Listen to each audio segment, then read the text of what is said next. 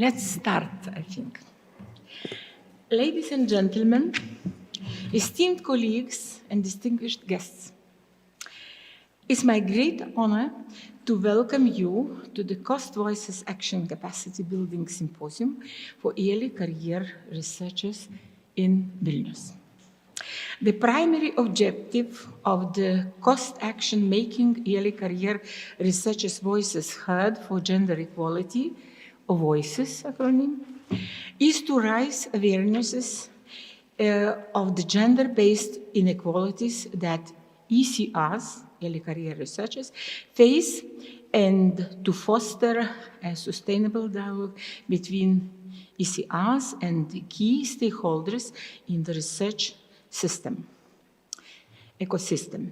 This dialogue spans both systemic and institutional levels and aims to build a community of gender equality advocates consisting of ECRs, representatives from scientific communities, academic leaders, science funding and regulating scientific activity organizations, and science policymakers across Europe. Recognizing the urgency of this issue and its crucial role in shaping the future of scientific development in the Baltic states, leading universities and research institutions from Estonia, Latvia, and Lithuania are actively engaged in the Voices initiatives. This symposium will showcase presentations from members of the Cost Voices working groups, including key contributors from the Baltic states, also. The event's goal is to present the outcomes and recommendations of the Voices action to the European Commission and European Parliament. Additionally, it aims to foster discussions on the current challenges faced by ECRs in the Baltic states and explore collaborative solutions for improving their situation. This symposium provides us with a unique opportunity to share insights, build partnerships, and collectively work towards creating a more inclusive and equitable environment for early career researchers. By collaborating across borders and sectors, we can amplify the voices of ECRs and drive meaningful change for gender equality in the research ecosystem. I encourage you all to engage in lively discussions, share your experiences, and contribute to the solutions we are working towards. Together, we can shape a future where all researchers, regardless of gender, have the opportunity to thrive and contribute to the advancement of science. Thank you, and I look forward to a fruitful and inspiring symposium.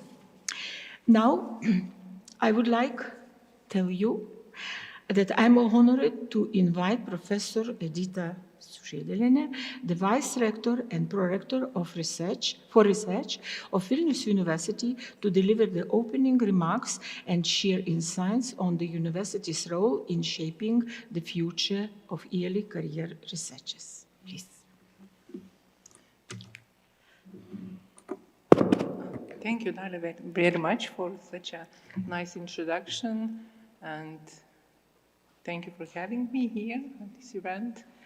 As you already said, actually it's organized with the aim of discussing the role of early career researchers. I prefer don't call them ECRs, just the full name, early career researchers, in making an impact on the creation of gender balanced and gender equal working environment in academia, inside academia, also outside academia, where all the talents can develop and thrive.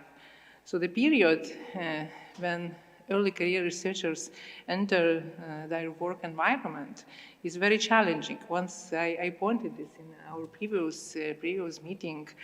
It's very challenging in many terms, in many aspects. First of all, they need to establish their own research profile. They need to establish their research network. They need to manage work and life balance, and many, many things are waiting them in working environment in academia and outside academia.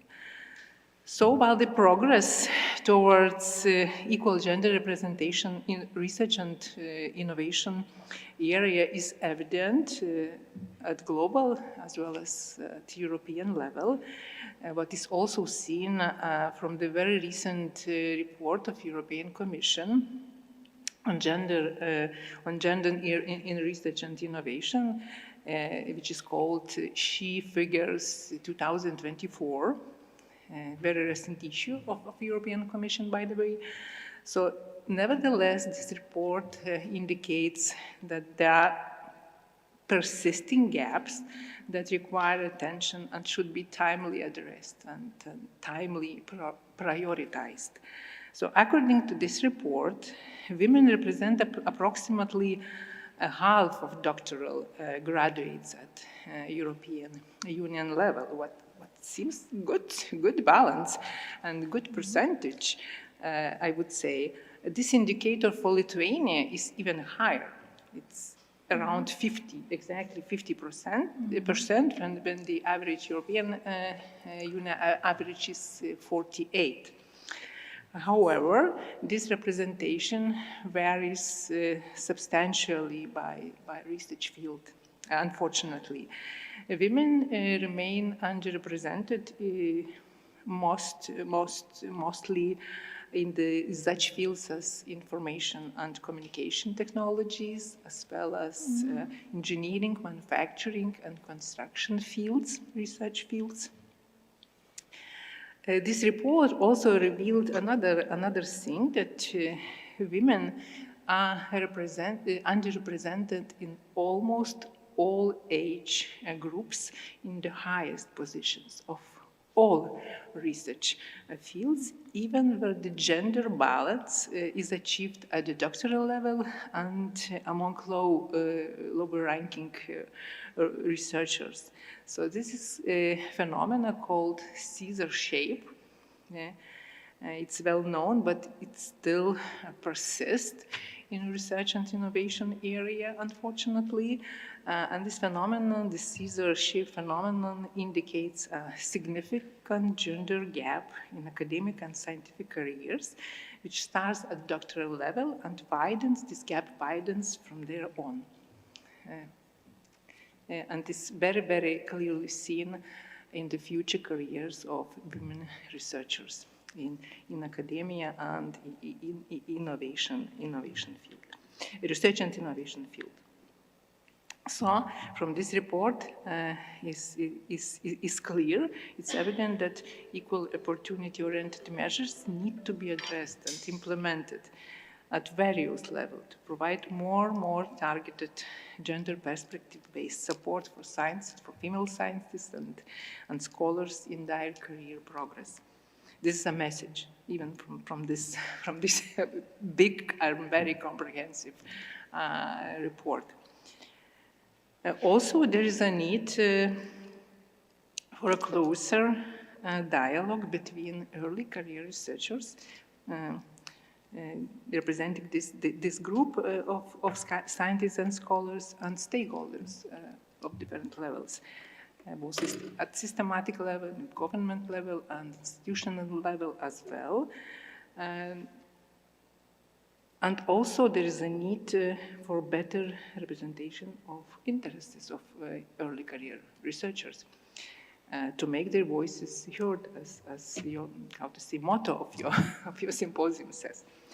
So I hope that these issues will be discussed during the days of the symposium, and also taking opportunity, I would like to thank organizers, Dalia, especially Dalia, and also Cost Action Chair and all the Cost Action for their efforts to have this event here at Vilnius University, and also for all the speakers, for today's and tomorrow's speakers, for their engagement to this event, which is actually dedicated to very, very important issues that for academic community is really needed to discuss constantly, and also how to say to make some fruitful, say, decisions to seek a better life, better future for our early career researchers. So thank you very much, and have a good and fruitful event.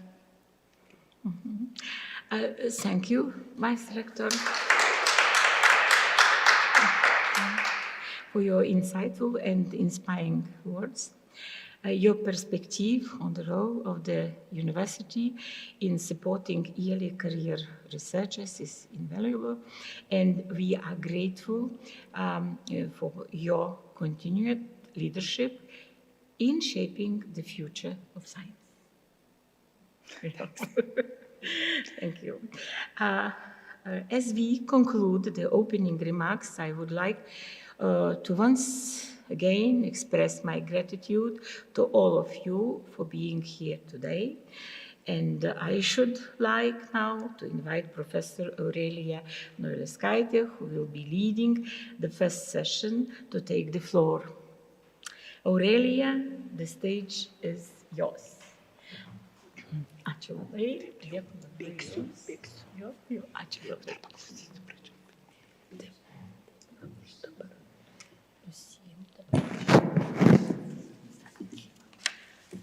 Nusiimam jo, gerai. Panaudot. Dar nepanaudot.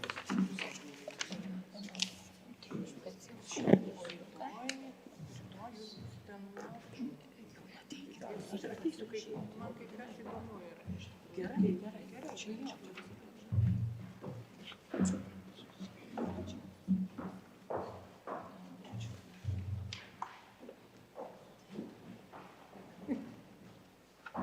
Hello to everyone, and thanks to Dalia for presentation. And now we are going to have the first session of this day, and in this session we are going to have two presentations. So actually it's my great pleasure to present Birutė Švedaitė-Sakalauskė, our associate professor who works at Institute of Sociology and Social Work of Vilnius University, and Birutė studied social work in Dresden and Collège in Germany, and she is an organizational consultant and group psychotherapist. From 2015 to 2020, she held position of Vice Rector at Vilnius University, responsible for university community affairs. And I have to say from my side that we started working then, and we started working with issues related to equal opportunities. So it was beginning at Vilnius University, I would say, of those things. And now from December 2024, Birutė is the Vice Chairwoman of Vilnius University Council. So please, Birutė, floor is yours, and later on, later on, I will have honor to present our next speaker, Anne-Sophie Godfroy. So a little bit later.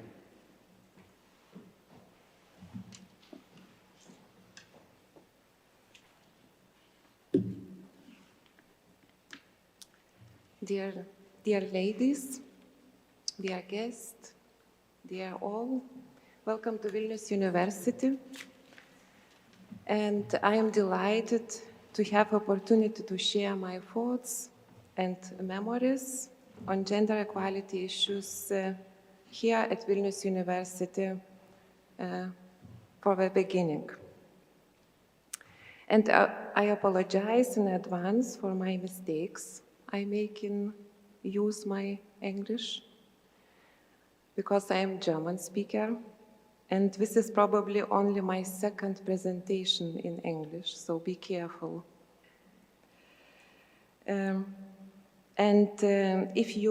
So I will read my presentation, and please understanding. And if you have any questions for me at the end, I would like to ask Aurelija to translate for me.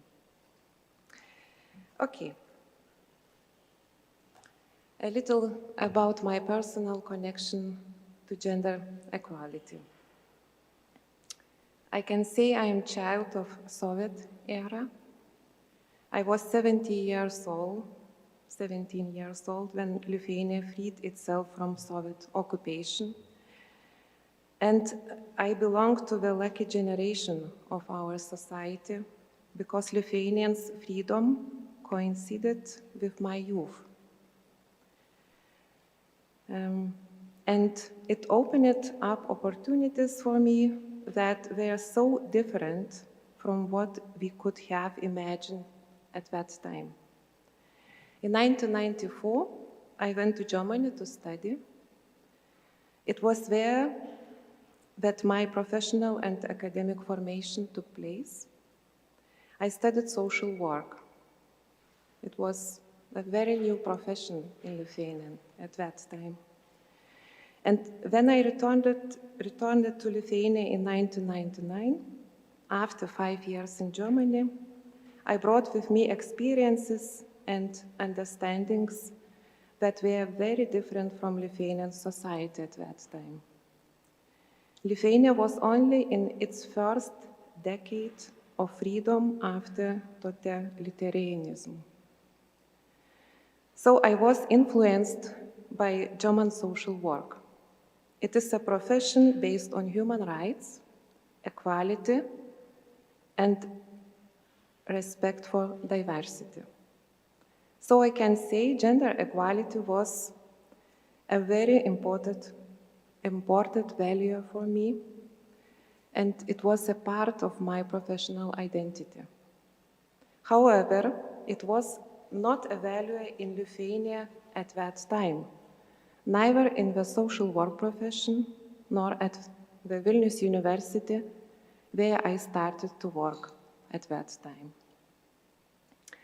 Unfortunately, gender equality was not a priority at Vilnius University also 15 years later, in 2015, when I became a vice rector.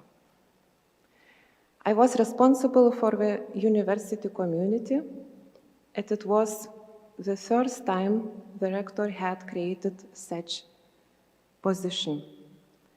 And also it was probably the first time in the history of Vilnius University that the rector's team of 6 people even had 2 female vice rectors. For the record, Vilnius University is almost 450 years old and has never had a female rector, only 86 men. Next slide. I would like to look back and reflect on our university experience. In 2015 to 2020, we started to implement a gender equality policy at university, not because the university community wanted it, but because we were the rector's team that had the will and the courage to focus on gender equality. And the second reason is that we had pressure from outside. Unfortunately, we did not have pressure from the inside, from the university community. At that time, gender equality was not an issue for female or male researchers, for young researchers, or for older university staff. Gender equality was also not a priority for our students, for students' representation office, for example. Maybe I have to add, the Vilnius University has a very large community. In 2015, there were 5,000 employees and 25,000 students. So in total, 30,000 people. Why do I regret that we, the university leaders, the rector's team, did not have pressure from within the university at that time? Because that would have made it much easier for us to take decisions on gender equality in the self-governing bodies of the university. And also, if there had been pressure from within the university community, I think we would be much further along in the gender equality process than we are today. But 10 years ago, we only had the political will of the rector's team and pressure from outside. In total, there were 3 external pressures. First, the Lithuanian labor law changed in 2016. It became mandatory for organizations to have a gender equality policy, or rather gender equality plans. So Vilnius University had to create one. Second pressure, in 2017, the Me Too movement reached Lithuania. Several cases of sexual harassment in the art scene and also in art academies came to light. Lithuanian politicians started to put pressure on universities to pay attention to women's rights, to create anti-discrimination policies, and to introduce measures to prevent sexual harassment. And pressure 3, it became increasingly clear that in order to win high-level international research grants, it was essential to show that the research institution had an equal opportunities policy. So these simultaneous changes helped us to accelerate the implementation of a gender equality policy at the university. What have we done? In 2019, we conducted a gender analysis of the university. This was the first study of this kind at our organization. What did we learn from this study? That our university is a more feminine university than a masculine one, both in terms of staff and students, but the higher the academic positions, the more male-dominated. We also saw that men earn almost 70% more than women in equivalent academic positions. And we spent a long time trying to understand why this was the case. Because salaries at the university are fixed by position and do not differ for men and women. After a long search, we found the answer. Men are given or take on more management tasks than women, and they are paid a premium for this. So even though the university is more female-dominated, men get the management positions. I'm not just talking about deans or heads of departments, but also various commissions, committees, councils, etc. At a similar time, we also conducted a community well-being survey. One of the questions we asked was about experience of discrimination. In the context of this symposium, it might be interesting to mention that it turned out that young scientists at our university felt discriminated against by older scientists, not so much in terms of gender, but in terms of age. However, in certain fields, for example, medicine or natural sciences, it was young female scientists who felt discriminated against.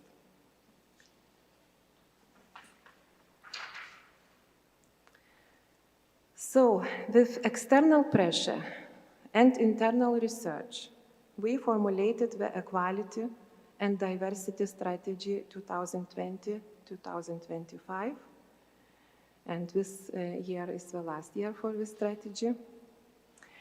And this strategy was approved by the Vilnius University Senate in February 2020. This strategy was not just about gender equality, but about diversity policy as a whole. And gender equality was only a part of this strategy. And we did not set any sharper targets in this strategy, just to prepare equality plans and so on. So it really is a very moderate policy. Yet the Senate vote on this policy was very difficult. I remember it very well because I presented it at the Senate myself. The policy was not adopted at first, and there were even several debates. It was a real battle. Why was that? I think it was not the equality policy itself, because it was moderate, very moderate. The biggest problem for the Senate was that we wrote this strategy in gender-sensitive language. Maybe I have to add, for not Lithuanians, in Lithuanian language we can use both genders. The language strategy allowed this. But traditionally, in the plural form, we include everyone, men and women, in the masculine. So this time we did differently. We have written the strategy in both masculine and feminine forms to emphasize better what this document is about. However, this upset the Senate the most, particularly its male members. My team and I, along with the entire Rector's team, faced numerous criticism with claims that we were undermining the Lithuanian language and ignoring its norms. Ultimately, the strategy was adopted. I still have the recording on that Senate meeting. Perhaps one day someone will want to study the history of gender equality policy at the university. Nonetheless, this intense battle ensured that most senators at least read this document more carefully than all the others that the Senate approves. And what do I see today? Vilnius University has a gender equality plan. Half of the faculties have also prepared such plans. The Horizon Sphere project, in which Vilnius University participated, immensely helped in the emergency of these plans. Interestingly, only the humanities and social sciences faculties have approved gender equality plans. None of the faculties of natural sciences or life sciences have done so. However, it feels like almost all gender equality initiatives stopped when the Horizon Sphere project ended. The gender equality plans in the faculties were valid until 2022. They have not been updated yet. I believe there are two reasons for this stagnation. There is no pressure from within the university community. This pressure was not there 10 years ago and is not there now.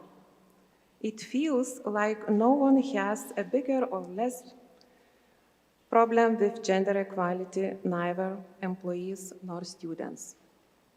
And the second thing is, there is no will on the part of the university management on this issue. The University Council has just re-elected the rector for a new 5-year term. There is no priority for gender equality in the rector's election program, which he presented. So, I would summarize. Formally, Vilnius University currently has a gender equality policy. All documents are in order.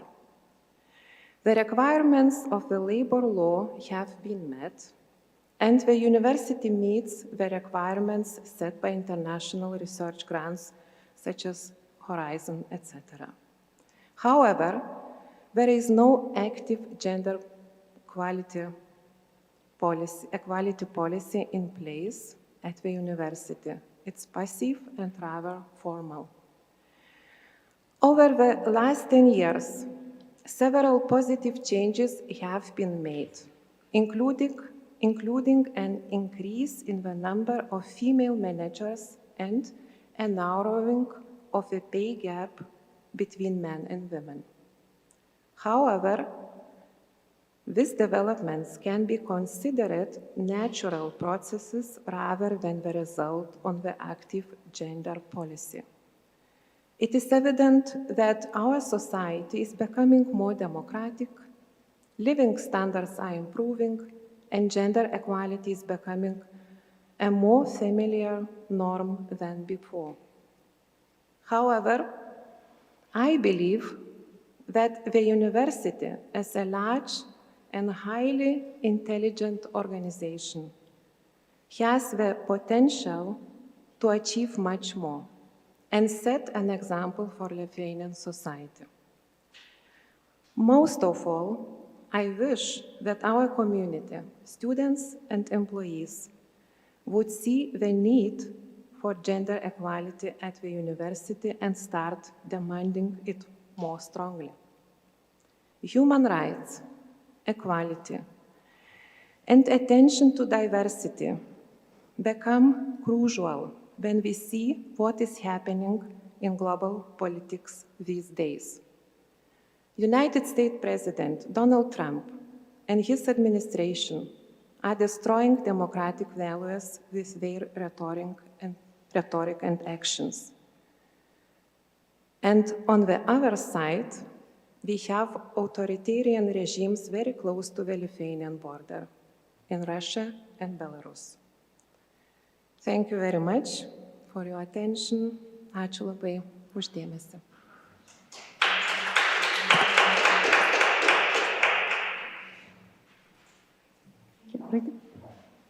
Okay. Thank you, Birutė, for your speech, and thank you for reminding us where did we start, and well, let's go. That community will activate, and those ideas will resonate somehow in our communities. So maybe there are some questions. Yes, Liudvika, please. Thank you very much. It was really informative, and it's really great to see how much effort was put into this question when you were in the rectorate, and also that the university was responding to the pressures from the environment. So this is not given, that if there are pressures and one would respond. So I think something you didn't mention was the political will of the university management at that time to say we want to do something about this pressure from outside.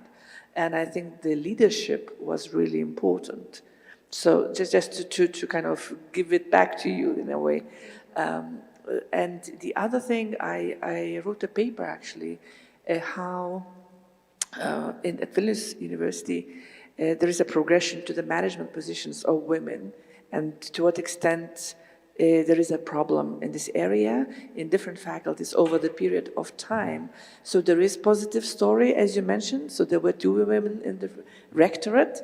And what I was wondering, what about the faculties and the dean's offices?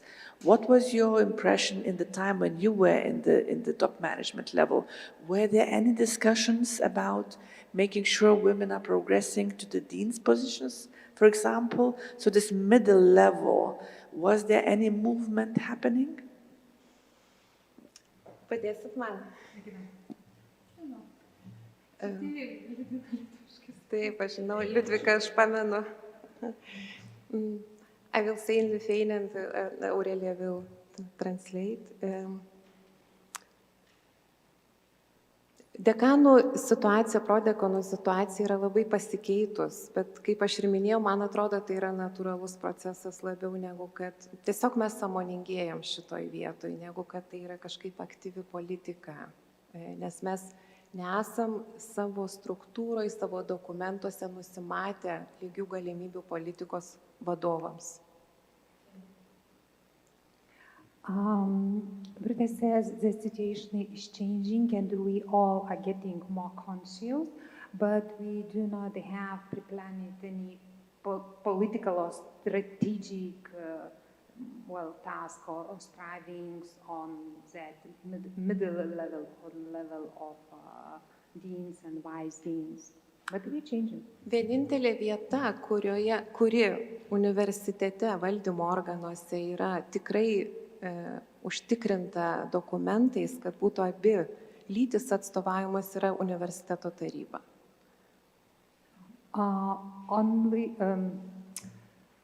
We have only documented striving for gender equality only on level of university's council, and actually there is the legalized, formalized requirement that each faculty would nominate both women and men, not only men, but both genders.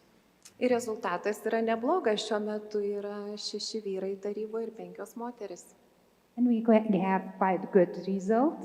Currently we have 6 men and 5 women on the council. Yes, and that situation changed after this, I do remember.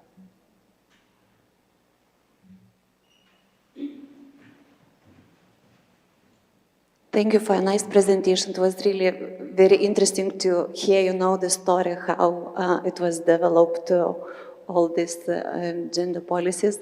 Actually, my question is related to the 17% that men has higher salary, because like scientists and researchers, we are really categorized, like young researchers, senior researchers. So can you comment in which positions these 70% appear? Aukštesnėse pozicijose. Ir kaip ir minėjau pranešime, mes labai ilgai ieškojom atsakymo, kodėl. Actually, it take long time for us to find the answer. Why? Mes iš pradžių galvom, galbūt vyrai daugiau pritraukia projektų ir dirba daugiau tyrimuose negu moteris. Initially, we thought that maybe men attract more projects and more in the project. Bet pasirodė, kad tai yra dėl priemokų už vadovaujančius darbus. Tai reiškia, kad vyrai aukštesnėse pozicijose prisiema arba jiems yra patikima daugiau vadovaujančių pareigų ir jie gauna priemokas už tai. Ir tai yra 17% skirtumas. Vidutiniškai čia. But actually the difference was because men, they have higher positions and they have extra payments for management,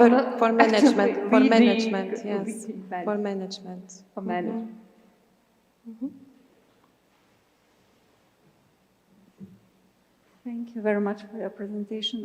I have a question regarding to good practice in some European countries, and do we have some kind of ongoing investigations regarding to this, gender equality in some European countries, probably some Scandinavian countries, and how we can adapt this good practice in our country? Kai buvau prorektorė, mes turėjom tokį vadinamą pilotavimą. Mes važiavom į 10 labai gerų Europos universitetų pasižiūrėti, kaip jie yra vadybinami. Then in around 2020, I guess it was team from Rector's office.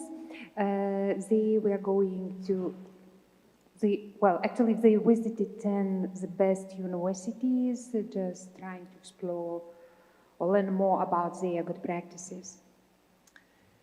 Tai aišku, kad Skandinavija mums yra labai didelis pavyzdys, bet mano meilė yra Vokietija.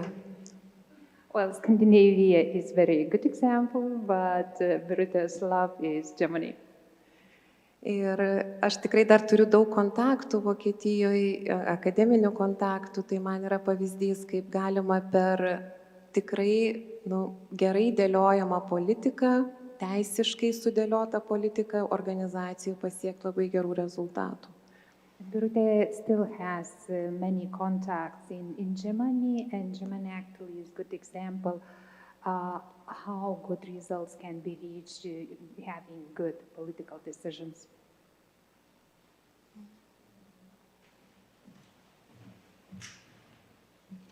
Thank you for your presentation. I have 2 questions. So one is about the impact of COVID, because you mentioned your strategy started in 2020, so it was 2020, 2025. So how was it impacted by the pandemic? And I don't know how it was here, if everything was online or not. And my second question is about how you prepared the future after the SPARE project, and what happened, because we always have sustainability plans and so on, and in practice it's usually more difficult than that. Thank you very much for very good questions. Apie COVID aš negaliu nieko atsakyti, nes aš tuo metu jau nebebuvau prorektorė, tai ir nelabai žinau iš tiesų. Tai manau, kad per šitas 2 dienas kolegės papasakos, kaip vyko toliau, kas vyko po 20 metų su strategija.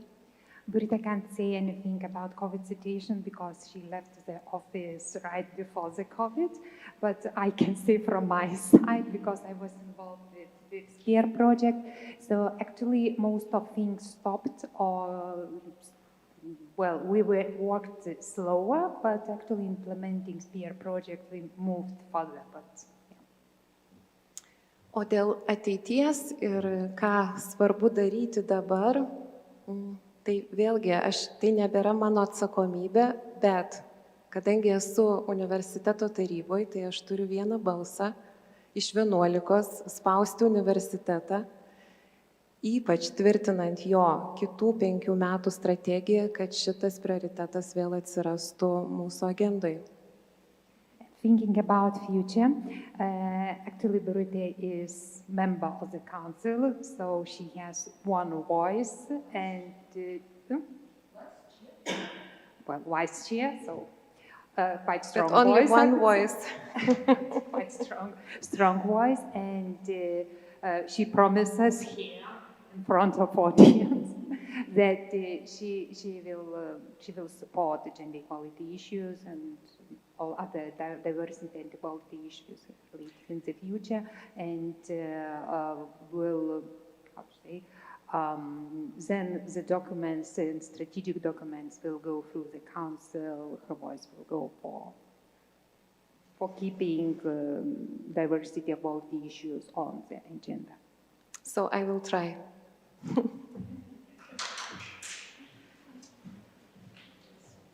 Sorry, one more question, but it is connected to the topic of the day. So is there some specific measures aimed at early career researchers in your strategy? And in that case, which ones? Because good practice are always good to share. Very good question. Universitetas kaip tik dabar kviečia visus teikti idėjas kitų 5 metų universiteto strategija. Yra net speciali platforma tam sukurta, tai čia tiesiog jauniems mokslininkams, jaunoms mokslininkėms yra ta vieta dabar pasakyti, kaip tai yra jiems svarbu. At this moment, there is organized platform, and all university community is invited to share ideas, probably take part in discussions for new strategic planning, and it is very good time for early career researchers, for female researchers, well, for everyone and anyone in the university community to say what is important and what is needed.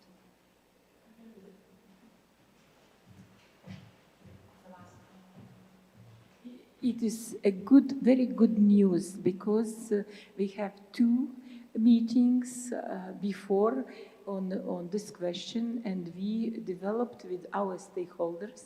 Our stakeholders are policymakers, and participated in this meeting last year, at the end of the last year, and we have the recommendations, and we will give you the recommendations.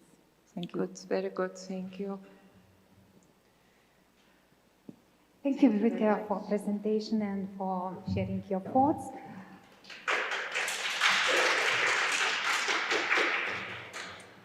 And now it's my pleasure and honor to present our second presenter, Anne-Sophie Godfroy. And sorry, I don't know French, so Anne-Sophie is associate professor in philosophy at University of Paris at Rector and researcher at République des Savoirs. Sorry for my French, I don't have it.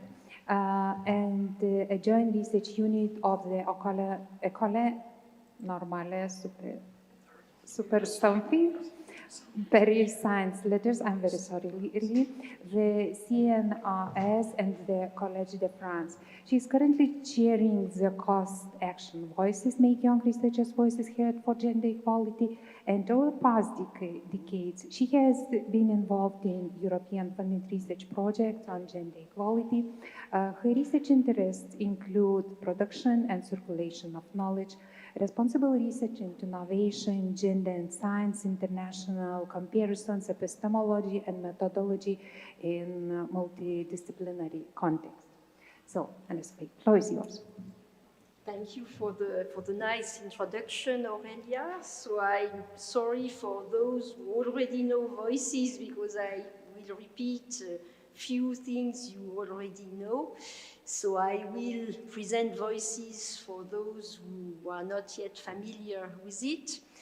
Then I will explain shortly how we imagine the symposium with Dalia, and I will finish with some voices outcomes, especially the outcomes which will not be developed in the rest of the day. So first, overview of voices. So we all know the context. Young researchers are the future of research.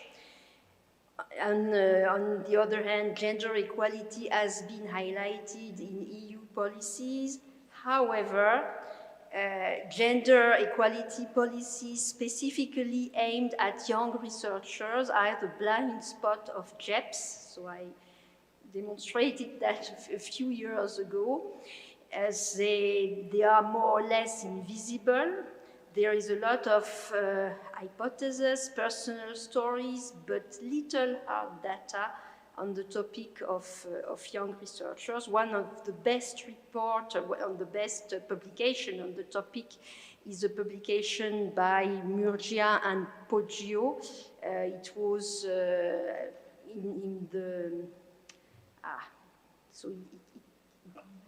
it came with an EU project, and I just don't remember the name. Garcia, yes, it was during the Garcia project, and so the 2 researchers demonstrated that many intersecting inequalities originate in early career stages, and the she figures were mentioned, and it's where the scissors are crossing, in fact. And so that's where we should put our energy. So why we have so few data? So because of the high level of mobility of young researchers, it may be a reason because of the diversity of their status, especially postdoc level, because they very often have precarious and invisible positions. Also because, why all that? Because excellent, so-called excellence policies shape the early career research stages with project-based contract, competition, intensive publication, mobility, and all that explains so the high level of mobilities, invisibility, and so on. And young women are particularly affected by this situation, as it was demonstrated in the Garcia, already in the Garcia project. So there's nothing really new. So the aims of Voices at the beginning, first it was to raise awareness on the issue, because there are very few measures aimed at early career researchers in CHEP, to better document the situation, because as I said, we don't have so much data, and to make policy recommendations, so as usual in European funded research. So a few words about the cost action, because a cost action is not a research project, it is a network. So it's much bigger than a research project, because so nowadays we have more than 600 researchers in the network. It is funding for 4 years, from 2021 to 2025, so we are now in the last year, it's a bit sad. It is hosted in my institution, the Ecole Normale Supérieure, but it is, and we have members from 37 cost countries, which are more or less the European Council countries, and some beyond the cost countries. So it's much larger than the usual European project.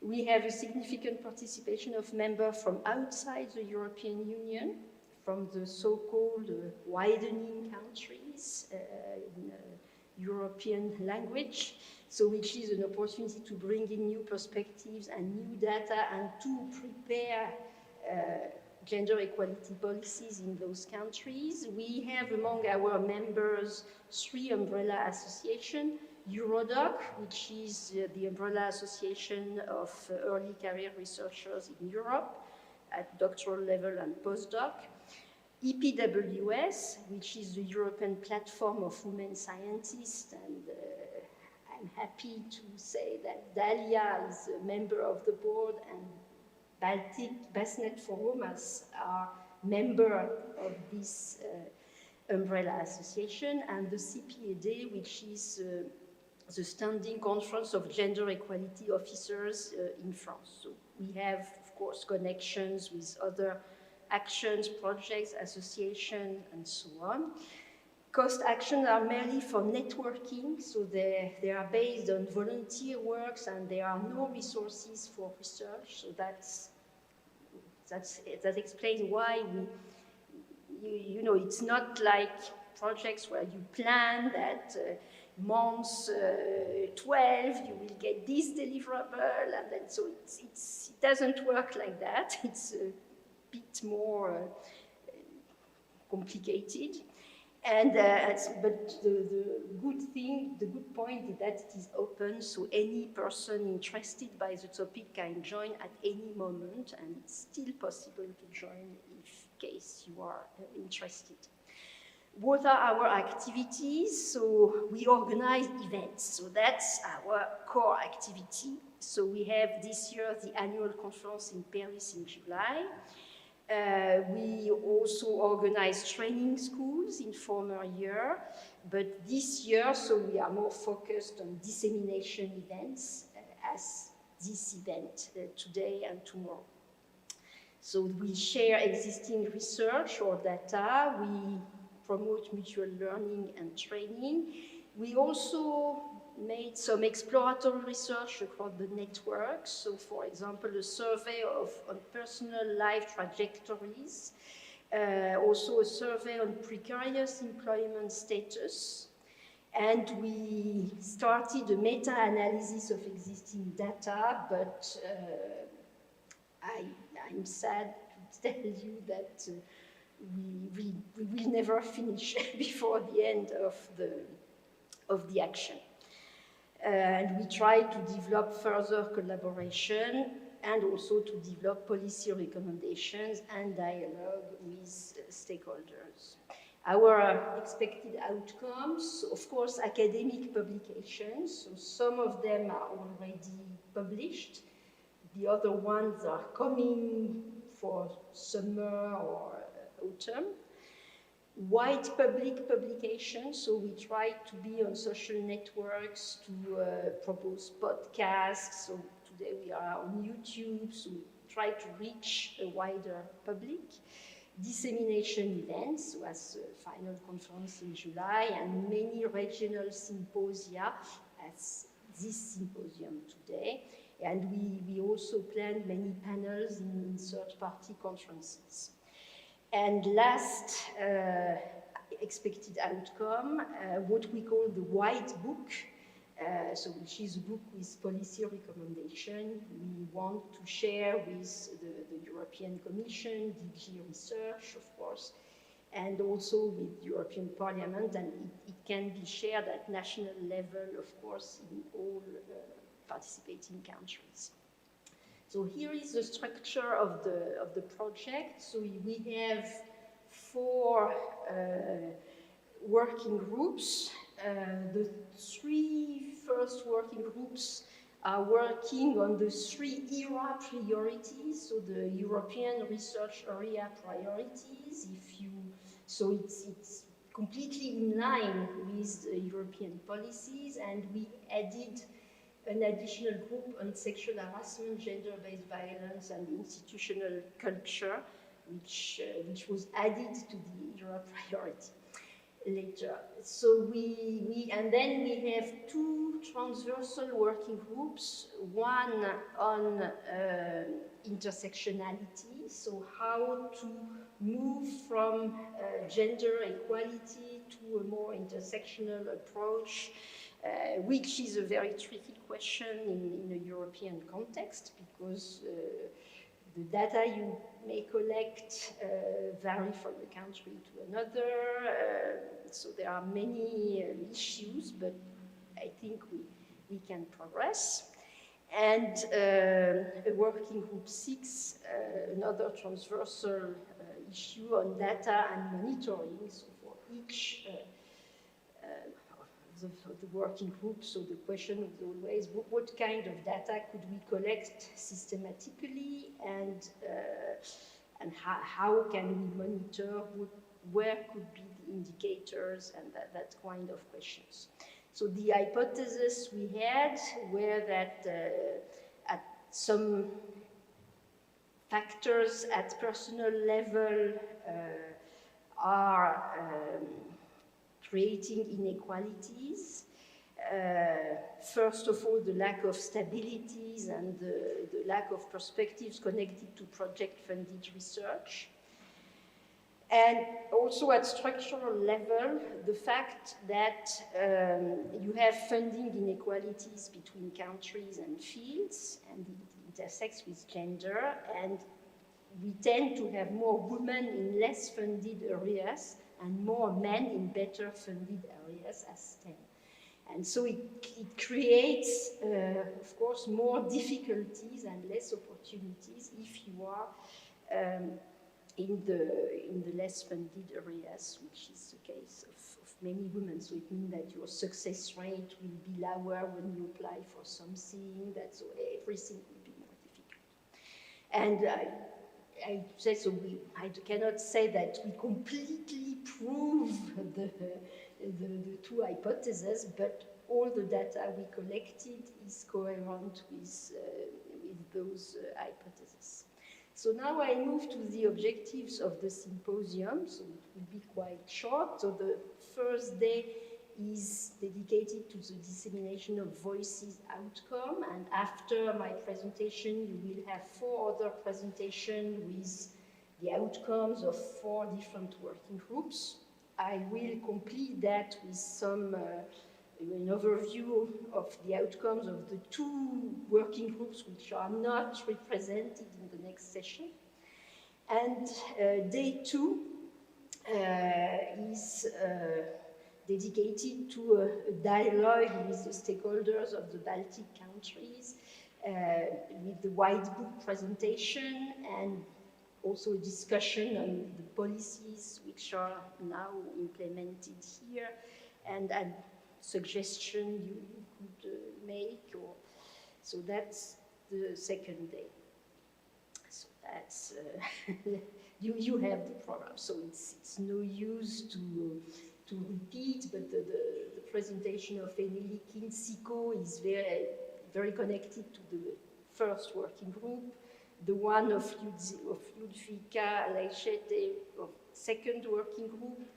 The presentation of Victoria Chauvunmi is connected with the outcomes of the 5th working group, and the one of Vilana Pilinkaite-Sotirovic is connected with gender-based violence and the 4th working group. So that's day 2, so policies in the Baltic states. So I move now to the outcomes of working group 3 and working group 6, which are not represented in the next session. So working group 3 is on sex and gender as a research dimension.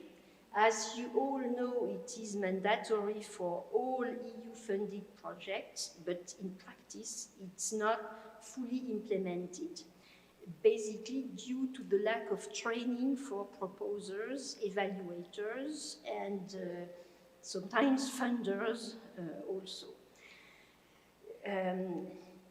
Anyway, this said, so who produces knowledge, but also for whom and with knowledge is important. So it's, and if you ignore the sex and gender dimension, you may end up with biased science, especially in the applied science. So we know that from feminist epistemology, so I could quote Sandra Harding or Hélène Longino or others. So that's why it is so important not only to have gender balanced teams, but also to question the methodologies and the data we use when we develop, when we produce research. So an idea of this working group 3 was to train young researchers in sex and gender methodologies, to open up new research questions for them, and also to give them an advantage when writing proposals. Because for the moment there is an existing resource, which is a website with case studies named Gendered Innovation, but it's not so easy to know how to develop sex and gender in your own research. And that was the idea of Working Group 3, to help young researchers to develop sex and gender perspective in their own research. So we developed 4 different streams, at first 3 different ones, so one in health and medicine, one in ICT and artificial intelligence, and one in environment and mobility. So it corresponds more or less to the case studies you can find on the website Gendered Innovation. But it was really how to implement this in my own research, and what kind of data do I need and what kind of methodology. And last year we added a 4th one, human and social science, because everybody took for granted that all human and social science scholars were gender experts, which is totally wrong.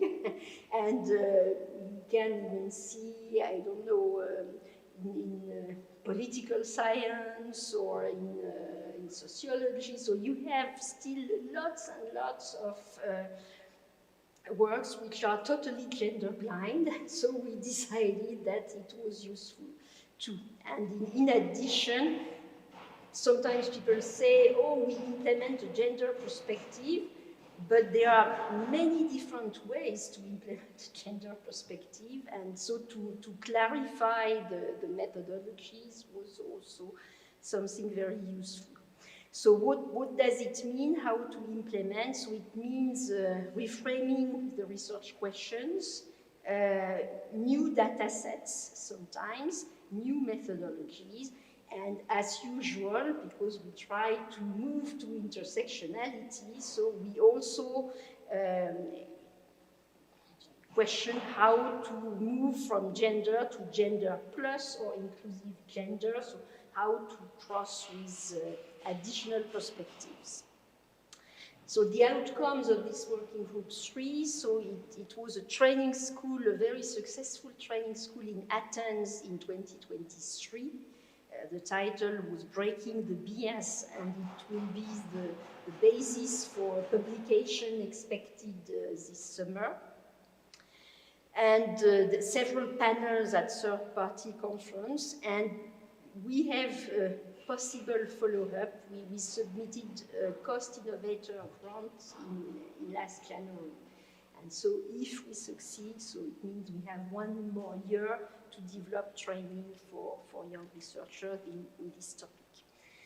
So now I move to the working group 6 about the data. So the starting point of this working group 6 is missing data. So the fact when you look for data on early career researcher, you don't find it. As we said, so it is due to mobility issues, working condition. So that's all the data we don't have. So we don't have much data on mobility issues. We don't have much data on working condition. Basic data as the proportion of PhD compared to student with a master degree, which may be very different from a country to another. We don't have it. Reasons for starting a PhD. The data is usually collected by institutions or by countries, so, which is good, but so there is a very poor documentation on individual careers because the interest for the institution is the institution. And the intersectional perspective are very rare in that context. So there was a need to better document the situation, to better understand the dynamics behind those situations, to take into account the diversity of situation, and to recommend also a more systematic data collection and some ideas to develop an intersectional perspective. So the first, very first preliminary question around this, for this working group was who are the young researchers? So more or less PhD and postdoc. So for PhD candidates, the definition is quite clear. They are registered in universities, and usually the data is collected by institution or by country. So for this category, it's quite easy, but it's much more difficult for postdoc, where the situation is more diverse and where there is no systematic and uniform collection. And in addition, nobody knows when you are not a postdoc anymore and you move to another status. So usually it's because you have a permanent position or a tenure track position, but sometimes you don't move to that kind of position. So are you still a postdoc or not? So in addition to that, all those questions, so we had a challenging context, because when we started and we applied for the cost action, we wrote a proposal with about early career researchers, and it was defined by cost as researchers up to 8 years after PhD. So it was not our definition, it was cost definition.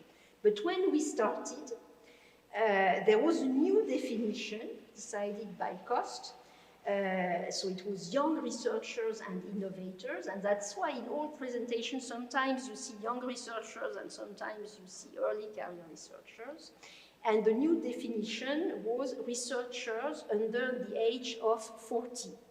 So the good point that it includes all the persons working in R&D and research, even without a PhD. And if you have not yet a doctor, so you are in the scope of this definition, so which is good. But it may also exclude many young researchers who started a second career or who have a non-linear career or specific career dynamics, as in education, for example, where you tend to prepare your PhD very late in your career. So it was not... in addition to this, so there are also, we also learned that there are a European classification, RC1 and RC2, so it's Research 1 and Research 2. So Research 1 is more or less a PhD, and Research 2, it's more or less postdoc, but without a permanent position yet, which is RC3. So our recommendation at the end is to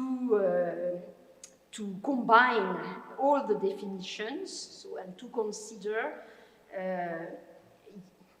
early career researchers, young researchers, and RC1 or RC2, so to have the broader possible scope. If I move to the outcomes of the working group 6, so as I mentioned, so we did some exploratory research across the network, especially a survey on personal life trajectories coordinated by Rakibe Kulsur from Austria. And so the most striking fact is the fact that people are traveling a lot and they are moving a lot, much more than what we imagined. And another one was a survey on precarious employment status by Christa Bonello-Rutter from Malta. And all that is about to be published. It's almost done, but not yet. The Working Group 6 organized a conference in Malta, and after the conference, they published a special issue of post-colonial directions in education. So one of the, and this publication is ready, so you can read it and find it. There are other publications in preparation and some recommendations for systematic data collection and a broad definition of young researcher or early career researcher. So I now move to the end of the presentation and the perspectives and conclusion. So on one hand, so we try to improve existing gender equality policies. So it's not revolutionary, but it can work. So, and it can be easily implemented.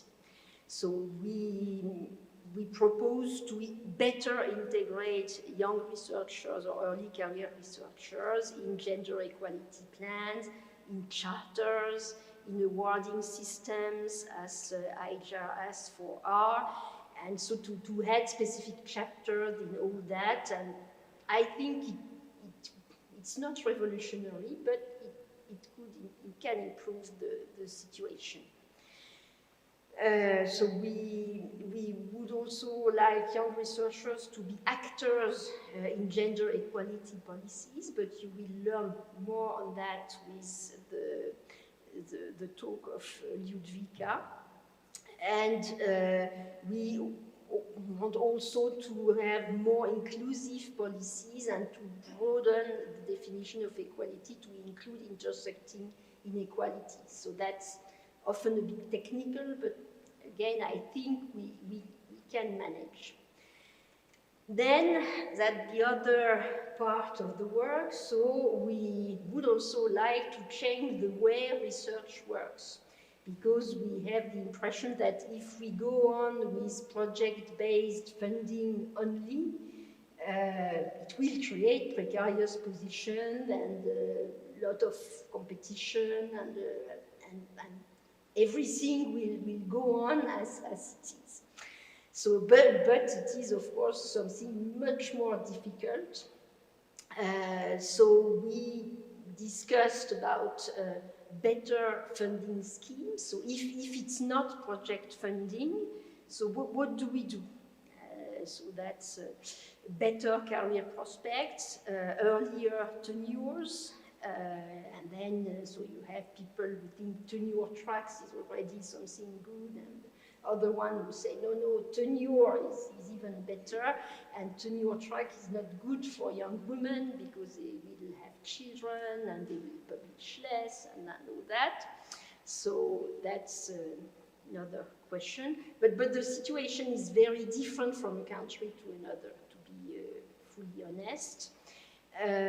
So mechanism to prevent brain drain, but that's probably something we will develop in another cost action if we succeed in the proposal we have submitted the last year to study mobility and academic migrations, and to allow also more independence for young researchers, but I should say for all researchers, not only the young ones.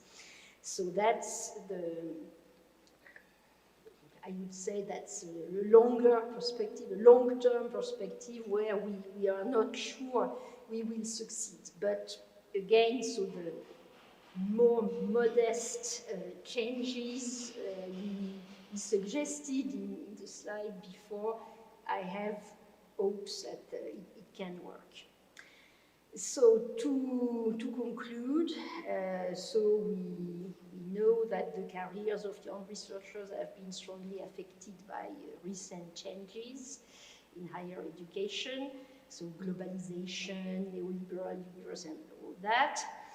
It is a challenge because internationalization and excellence tend to make the beginnings of careers more uncertain and precarious. But it may be also an opportunity because the development of gender equality policies, the demand for more inclusive research offer opportunities to rethink the research ecosystem. And to maybe my final word, so I hope that the dialogue with stakeholders from the Baltic states will raise awareness and lead to improved policies for a fairer start to research careers. Thanks a lot for your attention.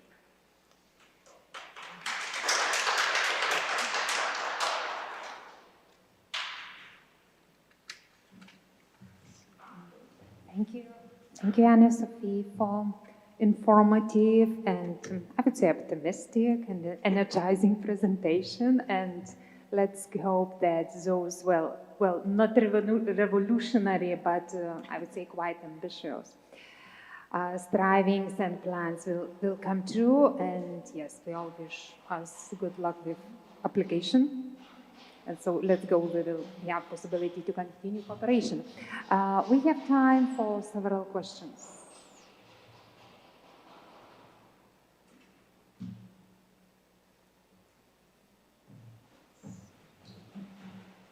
I move because I cannot see the audience behind the screen.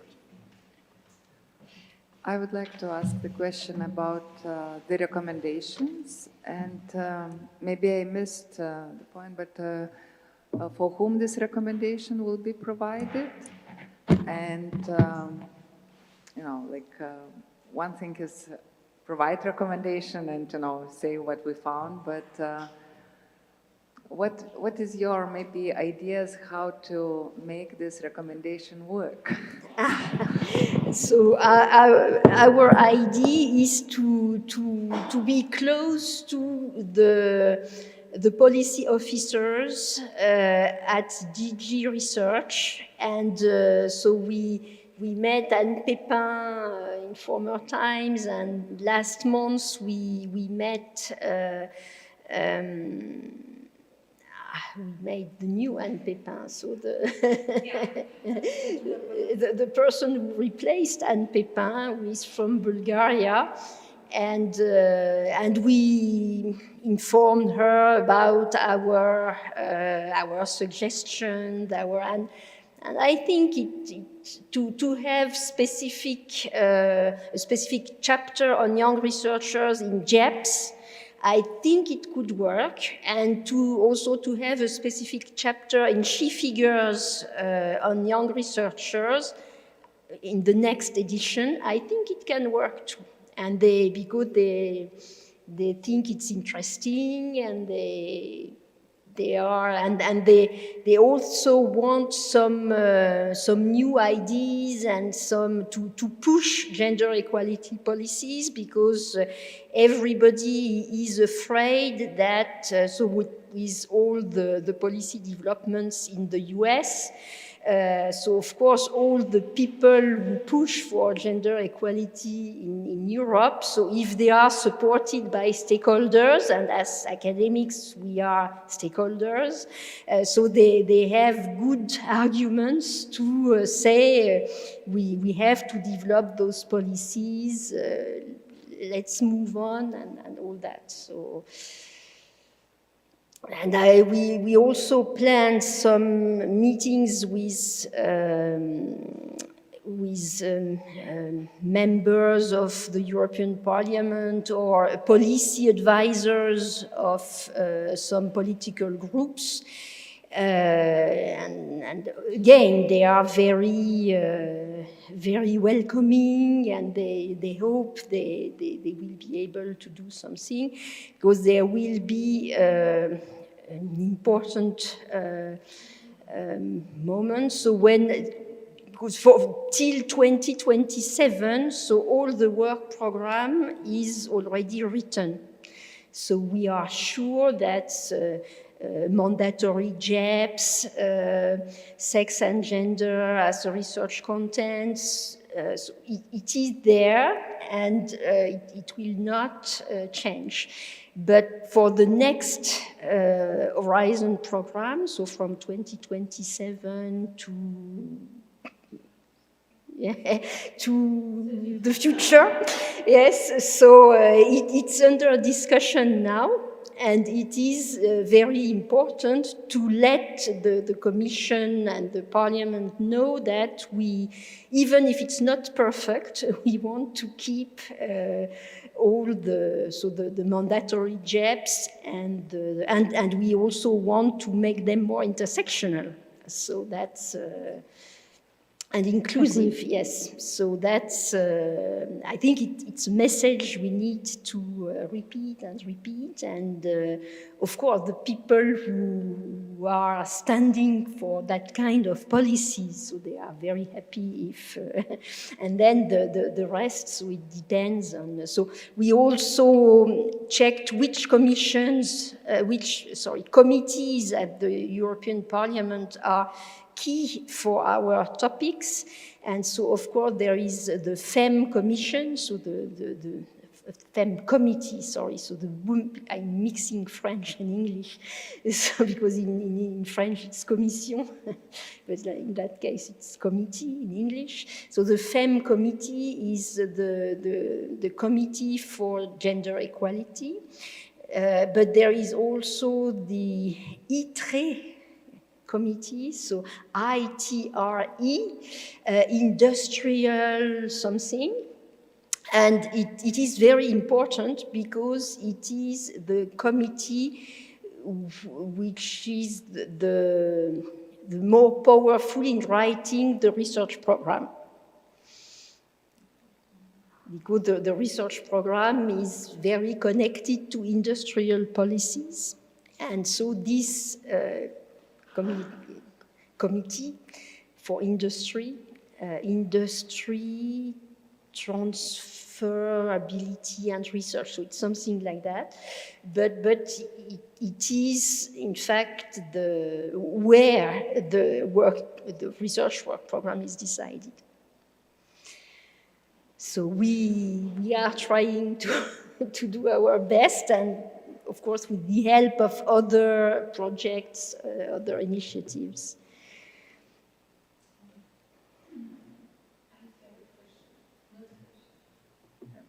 You know, I have a suggestion, you know. We will, you know, have the opportunity to listen to you twice, yes, tomorrow. And thus I would invite you to family photo before the you know, coffee break. Is it good suggestion? Good suggestion, thank you. Thank you very much for very interesting presentation. And okay, but tomorrow I will detail the recommendations we have, because I gave. I also have, you know, one recommendation. It is it will be nice idea. It is very nice to have lobbying in the financial, you know, some committee, you know, of the European Union to give for these topics as scientific topics, you know, to move money. Yes, of course. but I'm afraid the money will go to weapons, defense. So we'll see. Well, okay. Once again, thank you for presentation, Anne-Sophie, and thanks to. Would you like to ask something? Okay, sorry. So thanks to everyone, and I believe I can close this session and I can open coffee. Well, family photo and then coffee.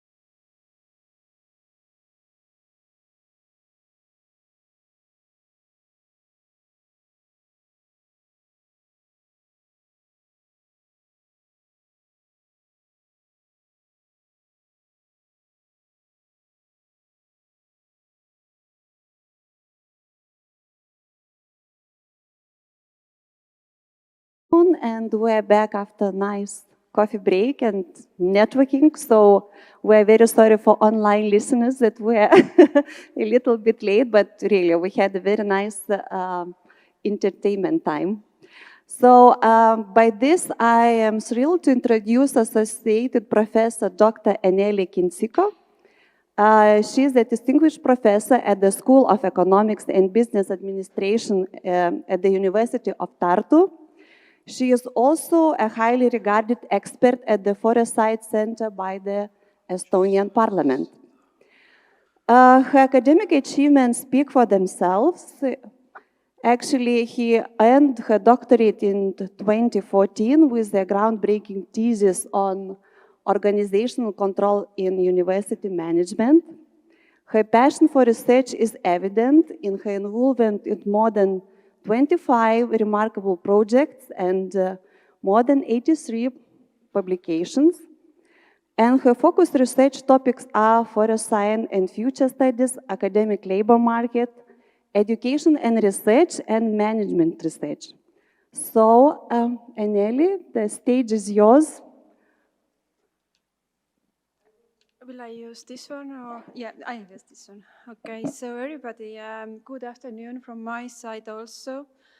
I don't know, am I early career researcher or not? Because I'm below 40. I'm associate professor. So my PhD was defended in 2014, so I'm a bit of mixed. Who am I today here talking to you? But I will speak a bit about data, trends, struggles, and hopefully I will raise some questions that help better policy making for young researcher. But my main job for past few years actually is in foresight. I left academia to have full-time job in government office, which deals with every day in megatrends and foresight. We are looking in the future. And I think it's very valuable to talk about megatrends also in case of young researchers, because academic labor market is not in isolation from the rest of the world, from the rest of the labor market, and this is really crucial. I will bring out 3 megatrends that I think are really, really important, shaping academia today. And the first one is probably my favorite one, that academia is the most multi-generational workforce ever. I think today a lot of reports are showing that first time in history, actually we have 5 generations working side by side. And education, I mean schools and universities, they show it every day. You have people in their 20s, you have people in their 80s. So what does it mean? Well, today, education is educational sector, including higher education, stands out actually at the labor market from 1.1 megatrend. And the fact is that this is the only field where you actually can work past 80, past 60, past 70, and this is something we don't value. But, and the second fun fact actually, there are 2 studies that I found, one from US and one from Netherlands, that show that those working in academia or working in educational sector in general as teachers, for example, they live the longest. To be honest, I think it was a US study that showed that females pretty much live close to 90 years and male a bit less. And this exceeds all the rest of the sectors. I think construction and transport were the lowest in expected life length. And just to prove a fact, actually, I just pulled out the data yesterday, Estonian data. We have around 4,000 academic staff in our country. How many people we have in academia who are 80 or older? And you can see that past 10 years, it has risen from 12 people, and today we have active 41 people, academics, who are past 80 years old. You won't see it in any sector, and it's possible. And the reason is easy. Why people in education live longer is that you keep your brain active at high age, and you have freedom over your work, which is really important. So it pays off, actually, to be in academia in a sense. You live longer. Changing values, I think this is really important megatrend. We are seeing it at the general schools, but also in academia, that instead of one career, people today have several careers. And the new generations, they don't actually they don't dream about careers. They just do the job, they change the roles. But I think what is really a problem in case of academia is that we picture academic career model as you see from the right side, there is one strict ladder, you just climb it, and I think if you are successful, you will reach the golden door in the future. But the reality is that there are many, many different academic routes and broken career ladders. So I think we really have to question today, do new generations value a ladder at all? I mean, senior academics are building career models, but actually do young people want them? We are seeing it very harsh at the school level today also. Young generations of teachers, they are not attracted by teacher career model. The same is happening in universities. They don't care. They care about today or tomorrow, not what's happening in 20 years. And the typical motivational speak for the young people is that work 20 years and you will reach professorship. No, that's not happening. That's not motivating today's young people. So, and the last megatrend, we cannot escape technology. I think the first disruption for us was around 89, 90, 91, when we had internet coming. That shaped everything. That shaped how we grasp information, how we teach, how we do research, how we learn. And today we are shaken by AI. And to be honest, I'm not worried about AI anymore. I'm worried what's coming next. That's my anxiety today. What's coming next?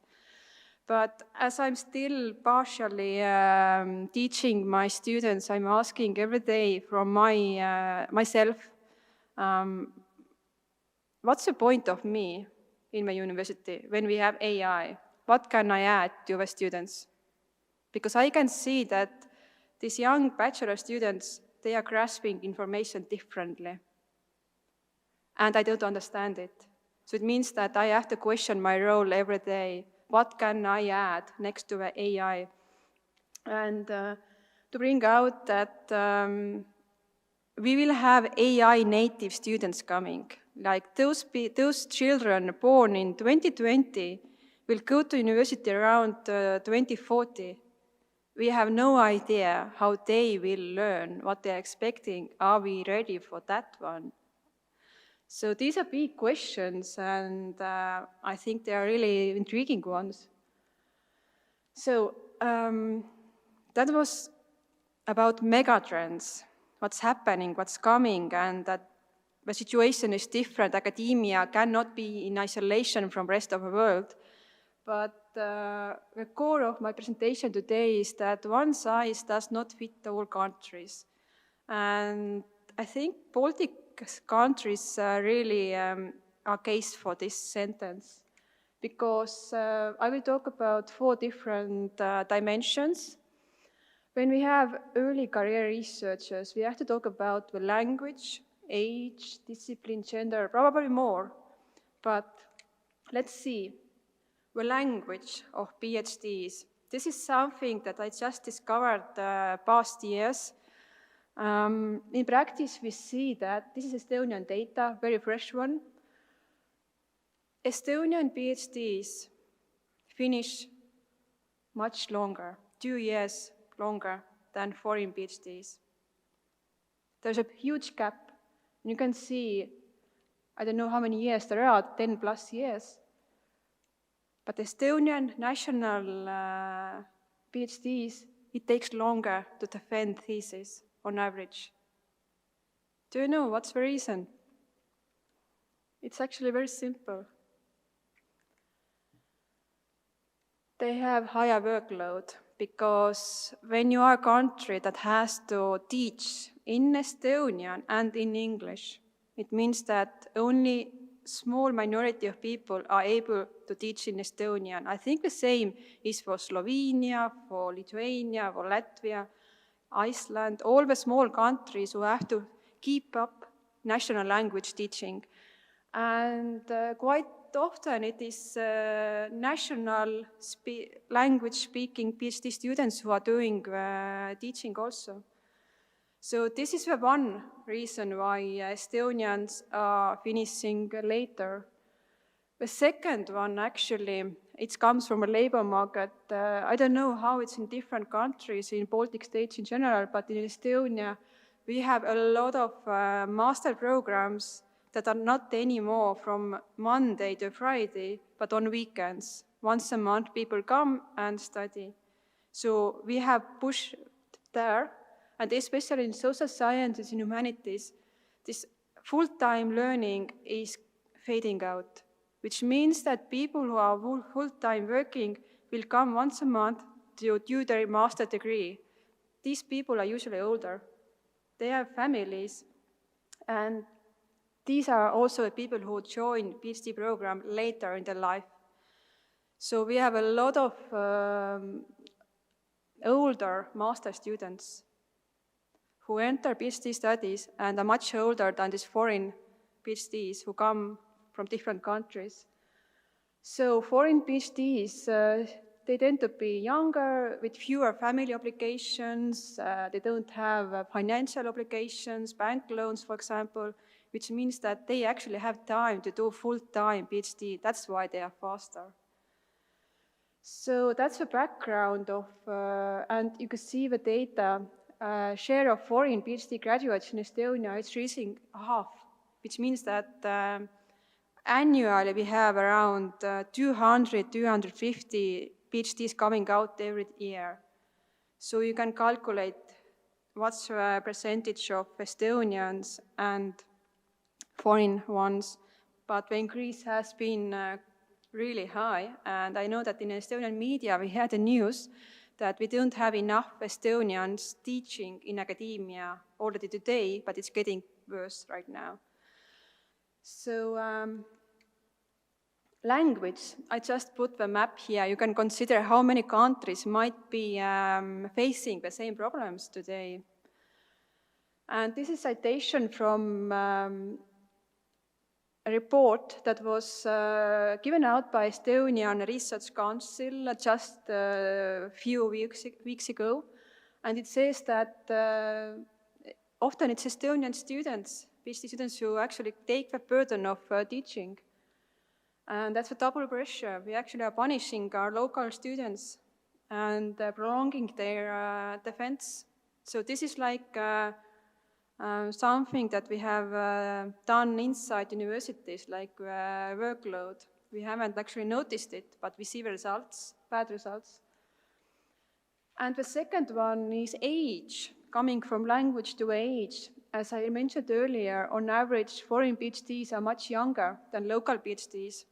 I just pulled out the number, and how many foreign PhD graduates have been below 30 during the time of graduation, how many have been below 40 years of age, and well, almost 90% are below 40. On the right side, you can see the trend is slightly going down, that below 40 are around 60% Estonians. So why this is relevant is if we design policies and we put the age limits there, well, we cross out the Estonians, we cross out the Latvians, Lithuanian, local students, if we put the age limit, for example. That's the message probably from here.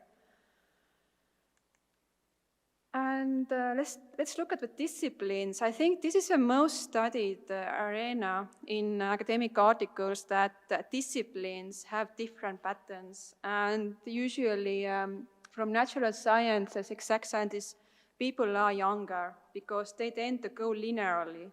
They have their bachelor, then they do their master's, then they do their PhD studies. But in social sciences, humanities, it's really trendy that you do your bachelor studies, you work sometimes outside, and then you do your PhD. And I think what is also a pattern is that a lot of staff members in humanities and social sciences actually teach every day, but they haven't finished their PhD studies. So we have people who have been 15 years doing their PhD, for example. So field-based differences, so we need to count this also in our policy making. I have had very fierce arguments with people from natural sciences who are mocking us, like, how come it takes so long for you? What's wrong with you? And I'm showing that, for example, there are minor things, like in social sciences, we have 1 or 2 authors in publications. You have 50 there. It's different. So please don't mock us, but see the patterns. So gender. Today, the gender is really important topic. And above, you can see the percentage of male and female who gain PhD before the age of 40.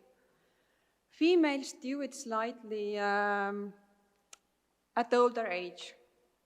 I think the reasons are simple, natural, understandable, but for me, it's very interesting to see if you look at natural sciences, actually the gap is not so big. So the field, intersectionality comes here. Look at the field and look at the gender, you get different patterns. So yeah, I think our really problem spot is humanities, social sciences that have totally different pattern when we consider early career researchers. So to summarize statistics, so one size does not fit all countries. So the discipline matters, the age, some PhDs have advantage while others don't have it. I didn't bring the statistics, but it's well known that PhD students from UK are very young usually. But Nordic countries, Baltic states, they are they are much older, to be honest. Like 10 or 15 years is a gap. And of course, in UK, PhD is also a bit shorter. And requirements for PhD. For example, in Estonia, we demand our PhD students to have 3 publications published in 4 years. To be honest, some academics are not able to achieve it, but we demand it from our PhD students. Right now it's 2.5, but still it's quite harsh. So I know that in some fields in UK, you don't demand any publications, it's just monograph, but some fields demand it, so it's very different what people have had to do to gain their degree. So even there, I think inequalities start from. So language, I mentioned that we have to pay attention foreign and local students. I remember when I went as a foreign student to study in Manchester, I really worked full time because I had nothing else. I didn't have my second life there. I was just learning, so it's quite easy actually to do full-time PhD if you are a foreigner. But yeah, if you're a local person, you have all the family, relatives, you have life there, right? So it's different. So gender of PhD, what we actually discovered in Estonia through several studies is that females actually take more unpaid job during PhD studies, but also after that. So this is really a problem. If they do a job that doesn't matter in money or in career, but it just keeps the relationships happy, that's a problem. So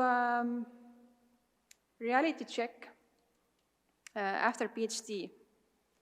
Well, it's a bit funny picture, but this was sent to me by a professor.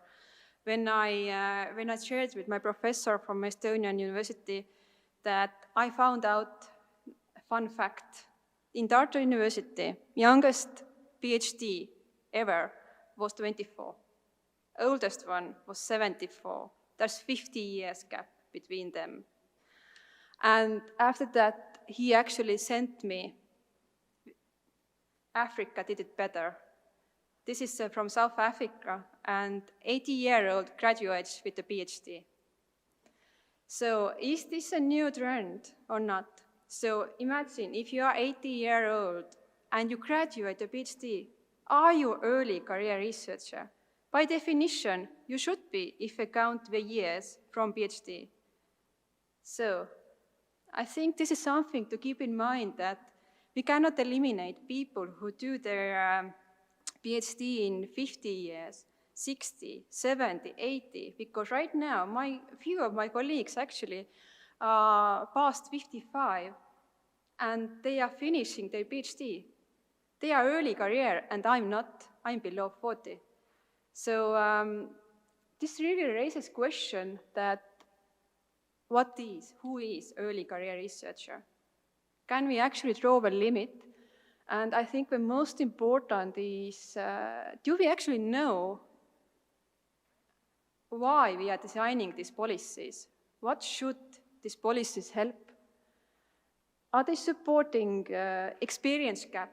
Because as I told, a lot of academic staff members have been teaching and doing research in academia without PhD, but they have much more experience than I have with my PhD.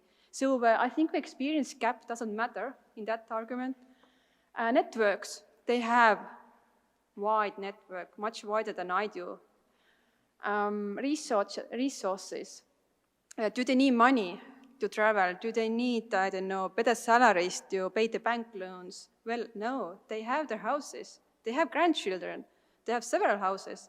So I think we have to ask these questions like, why do we need these policies today when the definition of early career researcher is not clear? I'm not sure that we even know who is early career researcher today. So I think this is the end of my presentation. I leave these questions here because they must intrigue you.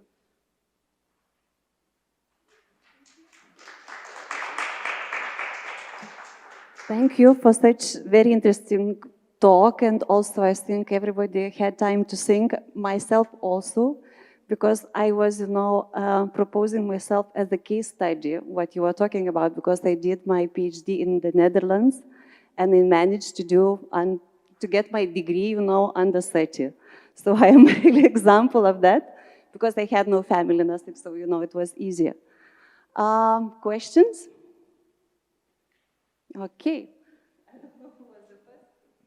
Hello, thanks for a very interesting presentation. I have two questions. One of them is, what about those foreign PhDs? They finish their PhD studies in Estonia, and what's next? Do they stay in Estonia or they leave? I can only say from my own experience, most of them stay, but they are mostly engaged in research. Some of them actually have learned Estonian language and are able to teach also, but that's always fraction. But most of cases, they are staying to do research, yeah. But it's not so many of those, right? It's 200 something per year, and half of them are like foreigners. And of course, some go abroad also. Yeah, so that's great, so that they stay. And another question about those elderly professors working in university, so they keep that positions. So is it easier for a young researcher who is 30 years old, for example, to get a position, or all the positions is closed and not for them? So it's not easy, especially if we don't have age limit to retire. We have a recommendation to retire, I think it was 68 or something, but it's recommendation. And if a professor has huge grants, there is no reason actually to send them away because they are active. But there's a really problem that you don't have places, new places. For administration positions or only for research? For scientists mostly. Because in most cases, people past 80 are still active in science. Science and teaching were both bases. Like when you don't have people coming like below you, then you stick there for a long time, right? Okay, thanks, Jan. Jan actually asked all to my questions. Yeah. Thank you very much. Very thought-provoking presentation. Yeah, I was wondering about this time to degree and being a foreigner or not. But I think it really depends on a context, because I was a foreigner in the Dutch context where I did PhD, and in Dutch context, as a PhD, you are an employee, you are not a student. So each country in Europe has very different statuses of what is a PhD. Is it a PhD student or is it an employee? So I was employee. I was working on 2-3 projects besides my PhD as an employee. So my time to degree was 4.5 years, which is a statistical average in the Netherlands for social sciences. I was not faster than my Dutch colleagues because of the system. The system is, if you're a PhD, you're an employee, you have to work and you work. And therefore, then your workload is divided. So I wonder, is it a function of being a foreigner or not, or is it a function actually of the system of a PhD in that country? How it is arranged, like at the university? Yeah, because in my case it was easier because my PhD studies were, funded by the company. So I didn't really need to do any other projects. Yeah, it depends. In Estonia, we changed the system several years ago. Our PhD students are now also employees. But there's a difference, like do you do research that is connected to your thesis, or do you teach and do your thesis? And I had that case that I finished actually on time in 4 years, but I had to teach subjects I had no idea. And I was doing my PhD on a topic that didn't relate at all to my teaching. So it depends what you do in your contract, right? Yeah. Okay. Yeah, please. Shall I? So thank you very much. It was really provoking a little bit to think about the whole of this context.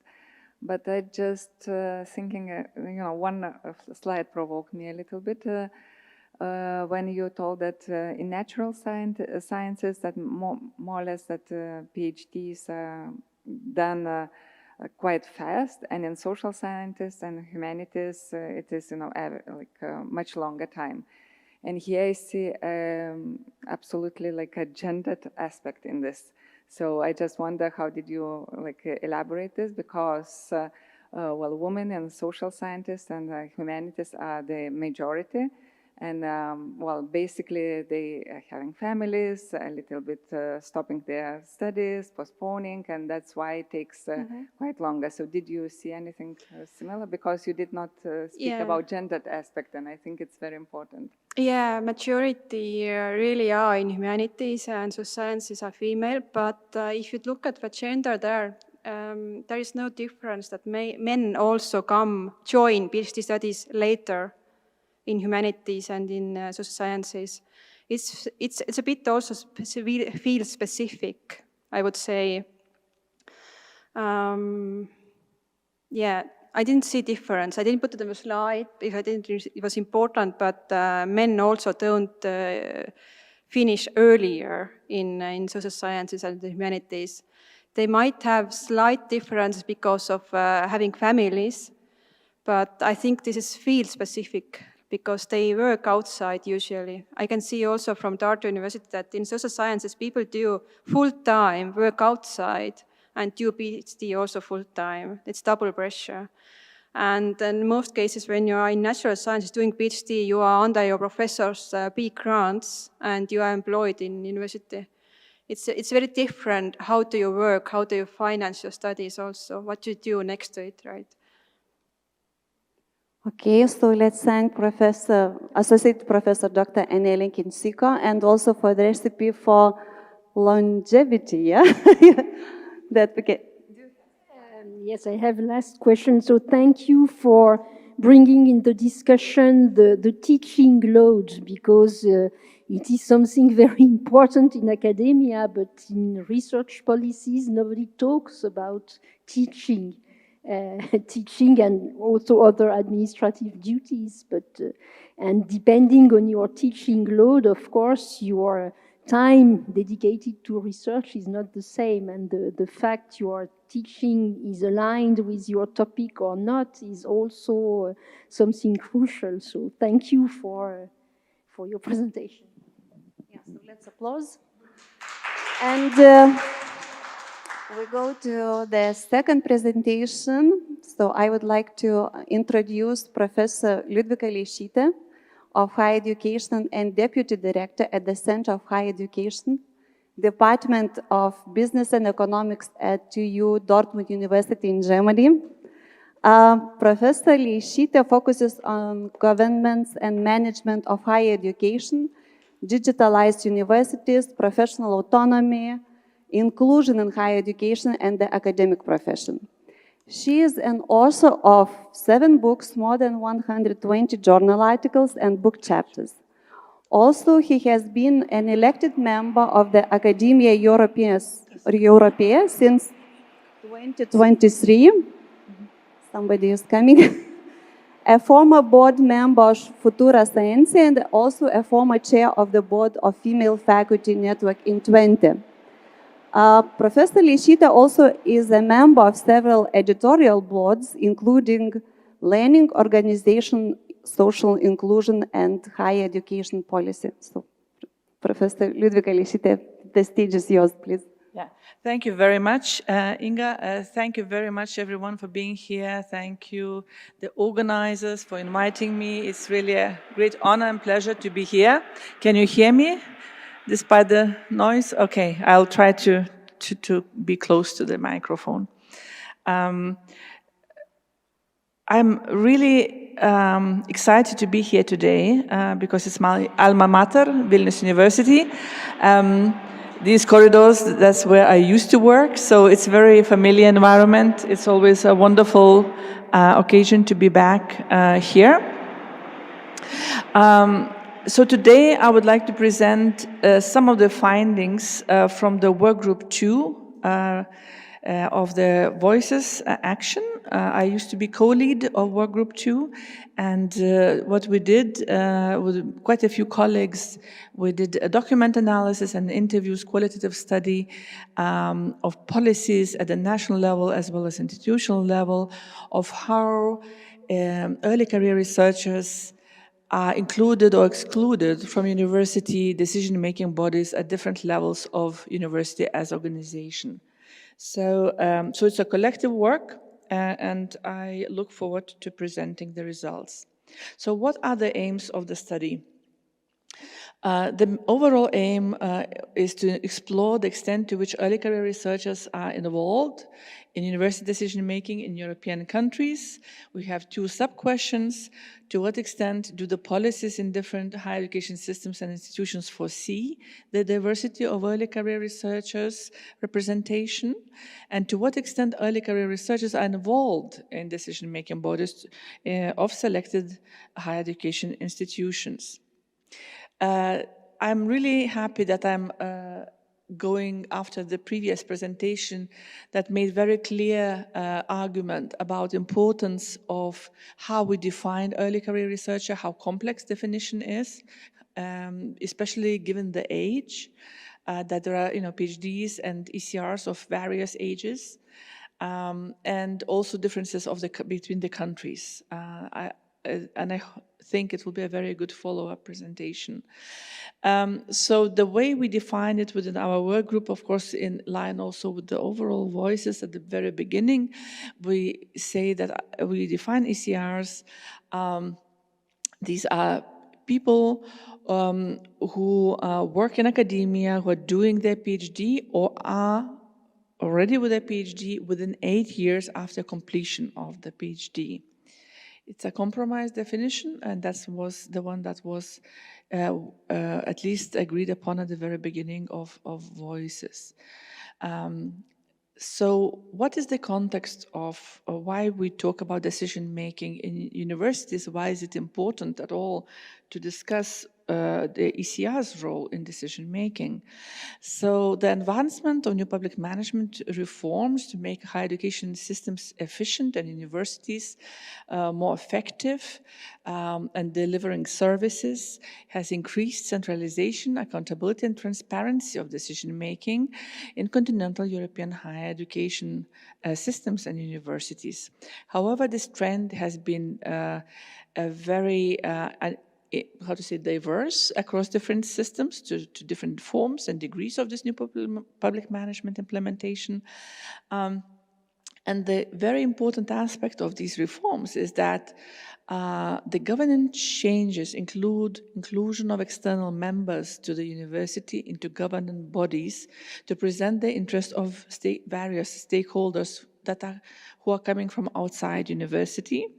It's called verticalization of decision-making power through strengthening the role of university boards and also strengthening of executive leadership of the universities, so the rectors or the presidents in some systems as they are called, as well as monocratic figures such as rectors, university presidents or chancellors, accompanied by downsizing of the role of collegial decision-making structures.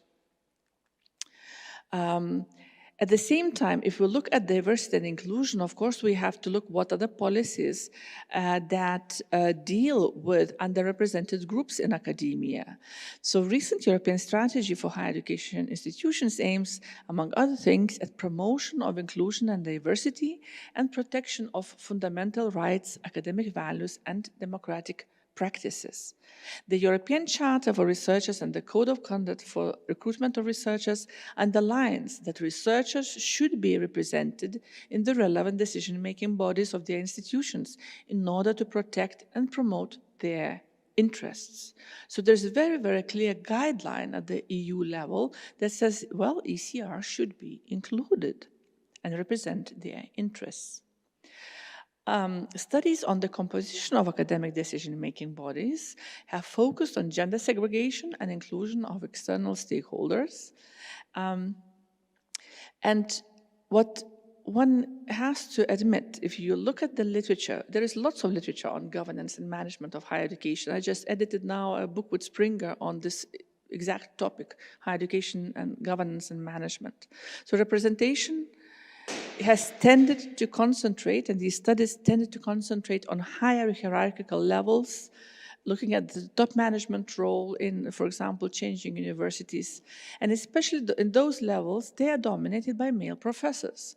So in a way, a lot of male-dominated hierarchical power structures have been studied and explored in order to understand what are the mechanisms, how they function, how they improve university work. The academic decision-making tends to be male-dominated, especially in hard sciences, and we know this already from also previous studies that were presented here today. So why then early career researchers' involvement in decision-making is important? It is important as they are expected to be up-to-date about research topics. They have the potential to bring transformative change to universities. They can be acting as change agents between researchers, policymakers, and the society. Involvement in decision-making would foster better understanding of ECR's concerns and also for ECRs provide a clear insight into the work of the university's internal committees and internal politics, which is crucial in order to understand how university structures are functioning, how decisions are made, and in order to be successful in academia. This is crucial knowledge, actually. At the same time, due to a lack of institutional support, early career researchers are often considered to be the most vulnerable cohort in academia. For the conceptual framing of the study, we look at the stakeholder theory, where stakeholders are defined as any group or individual who is affected by or can affect the achievement of an organization's objectives. The stakeholder theory is defined as the principle of who or what really counts, and the term stake can be simply described as a sheer interest or investment that a certain party attributes to an entity. We further draw on Mitchell et al., a kind of typology of stakeholders, who argue that different stakeholders have different salience and influence potential. And there are 3 criteria used to identify the importance of stakeholder groups and interests, which create a stakeholder hierarchy. So the salience here is understood as the degree to which managers give priority to competing stakeholder claims. In other words, to say which claims count, which claims are listened to and acted upon. All right? So there are 3 terms that are crucial here: power, legitimacy, and urgency. So a party has power in a relationship to the extent that it can gain access to coercive, utilitarian, and normative means to impose its will. So really I have power to make a change. Legitimacy is described as a social accepted and expected behavior which is establishing an actor's authority. Urgency, which adds the dynamic component, is defined as the degree to which stakeholder claims call for immediate attention. Here are some examples of stakeholders' power, legitimacy, and urgency from higher education studies. I think I will skip through that. Now let's go to the methods. As already very nicely presented by Anne-Sophie at the beginning, Voices is a voluntary, it's a network, it's not a research project, right? So we all depended on volunteer work of our group members. What we did a qualitative study based on case study methodology, really trying to understand within selected universities in Germany, Croatia, Cyprus, Portugal, Lithuania, the Netherlands, Israel, and Turkey, looking at universities that have social sciences, humanities, and STEM fields, and all of these institutions, or most of, I would say, of these institutions had some kind of a gender equality plan or some kind of strategy to, make gender equalities visible at the institution level. What we did a document analysis, so we collected documents to include national laws, statutes of higher education institutions, gender equality plans, and other pertinent documents. We carried out interviews with early career researchers in 56 that we used in this study. We interviewed early career researchers who are involved in decision-making formally, like they were members of senates or something like that, and those who were not involved in decision-making. And also we had representatives from hard sciences and soft sciences. And also we interviewed institutional management, 14 of them in 7 case study institutions, to understand also from another point of view, what do the managers think about the importance of involving early career researchers in institutional decision-making. Interview answers of ECRs and managers were compared to questions about the extent to which ECRs are involved, in which issues they have a say, and specific examples of ECRs making an impact in their institution on different levels of decision-making. So first, from the national regulations, what we can see that in most of studied countries, the inclusion of ECRs in decision-making bodies is not foreseen by national higher education legislation. So ECRs are not foreseen to be represented in decision-making at the nationally. In some countries like Netherlands, Germany, Lithuania, and Croatia, the composition of collegial bodies such as senates or university boards is supposed to include academic staff representing different groups, including administrative and technical staff and student representatives. So we saw that in some systems, the regulation requires student representation. And of course, in those systems where PhDs are students, then you can find also PhD students being formally represented because of their status as a student. In those systems where PhDs are employees, not students, that would not be the case. Here I brought some examples. So the German example in North Rhine-Westphalia, in the state, North Rhine-Westphalia, and Dutch higher education regulations foresee early career researchers' representation in formal decision-making bodies, both at the national level, state level, and institutional level. And there seem to be forerunners from the studies that we looked at in terms of legal kind of given power to ECRs in formal representation. In North Rhine-Westphalia, the higher education law, Article 11, foresees that all decision-making bodies at higher education institutions should consist of professors, assistant professors, other teachers, researchers, temporary teachers, doctoral students, as well as administrative staff proportionally represented.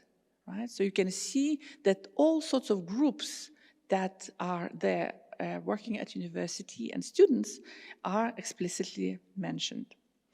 In the Dutch case, the composition of university council has a high proportion of students, 50%, alongside 50% of staff at all levels elected from all the community, university community. Again, all levels. This also means that also early career researchers might be included if they are employees, but it's not that they should be included, right? So it's a possibility. The role of University Council is more of an advisory nature, so it's not like a Senate, for example, in many continental European systems. Senates are much more important than the University Council in the Netherlands. So the Senate has like a veto power on certain issues, let's say, and the Dutch case, they do not have that power. They approve the strategic direction of university and the budget. They safeguard against discrimination at university on any grounds and promote the equal treatment of men and women, inclusion of persons with disabilities or chronic illnesses and migrants. This is the only study legislation, the Dutch one, out of the countries that we looked at that discusses inclusion and diversity of higher education making explicitly. Now let's go to the institutional regulations, institutional level. So institutional regulations foresee formal representation of ECRs like in the central level, like senates or university council in the German, Croatian, and Dutch cases. In most countries, faculty school regulations do not foresee ECRs representations, and usually the academic staff who are employed at university may vote for representation. Although we see quite a lot of variability in the cases where no early career researchers are formally foreseen in senates or faculty councils, they can be found in the faculty or departmental levels in committees related to teaching or PhD issues. For example, in the Lithuanian case, the majority members of physics faculty board are male associate or full professors. ECRs represent 12% of the hard sciences faculty's academic ethics committee and 10% of the attestation committee. Only in the latter committees, female ECRs are represented. Similar pattern is observed also in other faculties where ECRs, especially female ECRs, are represented in teaching-oriented committees rather than in the faculty council. Now let's look at the voices of early career researchers. Interviews point out that the voices of early career researchers can be voiced and heard in some cases, especially at the department research unit levels. They have more say in the matters related to education and PG training. Those ECRs who are promoted by their supervisors seem to be more influential, especially when it comes to addressing the issues related to education and doctoral training. The disciplinary and departmental cultures make a big difference regarding the extent to which ECRs are included in formal and informal decision-making or not. So we are going back to the disciplinary differences that also were mentioned in the previous presentation. In the departments and faculties with high collegiality, ECRs report that their voices are more heard even if they are not represented in the decision-making bodies, for example, in Portugal. In some cases, informal participation in department meetings is reported, for example, in Cyprus. ECRs who are international and who have very short-term contracts, hourly or one-year contracts, have difficulties voicing their concerns and being heard. Usually they are excluded from decision-making bodies. What are the differences by committee membership? ECRs state that having only one representative in the General Council or in the University Senate is not representative of the reality of such a heterogeneous and considerably big group of researchers, like early career researchers are. Non-member ECRs are unaware of the decisions that are taken. Those who are not formally included, right, in those committees and boards, they are not aware of any decisions that are taken, while the members of the decision-making bodies are outnumbered by the professors and subsequently unable to make the decisions taken, to influence, right? So they are usually a minority, and it's very difficult to make their case and to make decisions in their favor. The interviewed ECRs expressed that senior academics often make real decisions, discouraging ECRs from challenging established hierarchies. The extent to which voices of early career researchers are heard or not depends much on the internal departmental dynamics, more specifically on the type of leadership as administrators and decision-making ECRs ended up acknowledging. So I don't want to go in detail through this table that is now that we are using now in the publication, which is now under the review in the Social Inclusion Journal. But basically, what the key takeaway from this table is to see that there are differences. Can I use the beamer? No, I can't. If you look at, let's say, decision-making body on the left, University Council Senate, you see that none of ECRs have neither the legitimacy nor the power nor the urgency at the medium and high levels, right? At the very top. So ECRs have absolutely no influence at the faculty management and top university management level. Where they do have urgency and power and legitimacy is at the departmental level, at the lowest rank, so to say, research unit at the departmental level. Now, if we go to the faculty school level, what you see that in some countries, 2 countries, Lithuania and Germany, when it comes to urgency, early career researchers have a voice, right? Also, if we look at the legitimacy, we can see that Croatia, Germany, Israel, and Lithuanian case studies, again, ECRs have medium level of influence when it comes to legitimacy. At the same time, none of them have high level of legitimacy or urgency or power at the faculty school level. Now, if we look at the committees, so not the boards, those important decision-making formal bodies, but let's say smaller committees at the faculty level about examination structures, about PhD regulations and things like that. If we look at those committees, we see that in some countries, ECRs have more power, let's say high power in Israel, right? When it comes to legitimacy. So this is interesting that in certain committees, the ECRs are already included, right? At the very low level, we see that when we look at departmental research unit body, departmental board, for example, we see that most of the countries' ECRs have medium power, legitimacy, and urgency. Lithuania stands out as high power when it comes to legitimacy and when it comes to urgency, which is really interesting, I think. If we go look at the power in Cyprus, Portugal, and Turkey, we see that even at the departmental level, when it comes to power, early career researchers have very low power. Right? So you can really very clearly see that countries do matter, systems of governance do matter when it comes to inclusion or exclusion of early career researchers, and especially in their voices being heard or not. Now I go through some of the examples. How I'm doing on time, just to make sure. 2 minutes left? Oh, okay. Right. Okay, so Central University governance, legitimacy. So I will just give an example of legitimacy. Several ECRs cited a lack of access to central administration and lack of voice in discussions and decisions related to top-level university governance.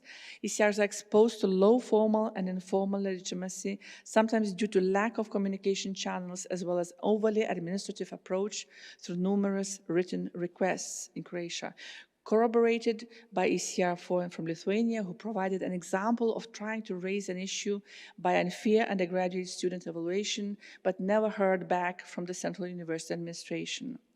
As a manager from Cyprus case study concluded, small voices are not heard. So ECRs having small voices, right? when it comes to the involvement of VCRs in the higher level of decision-making bodies in higher E's. I think that this kind of quote shows this kind of even pejorative thinking, right, from the manager point of view about the role of VCRs in governance.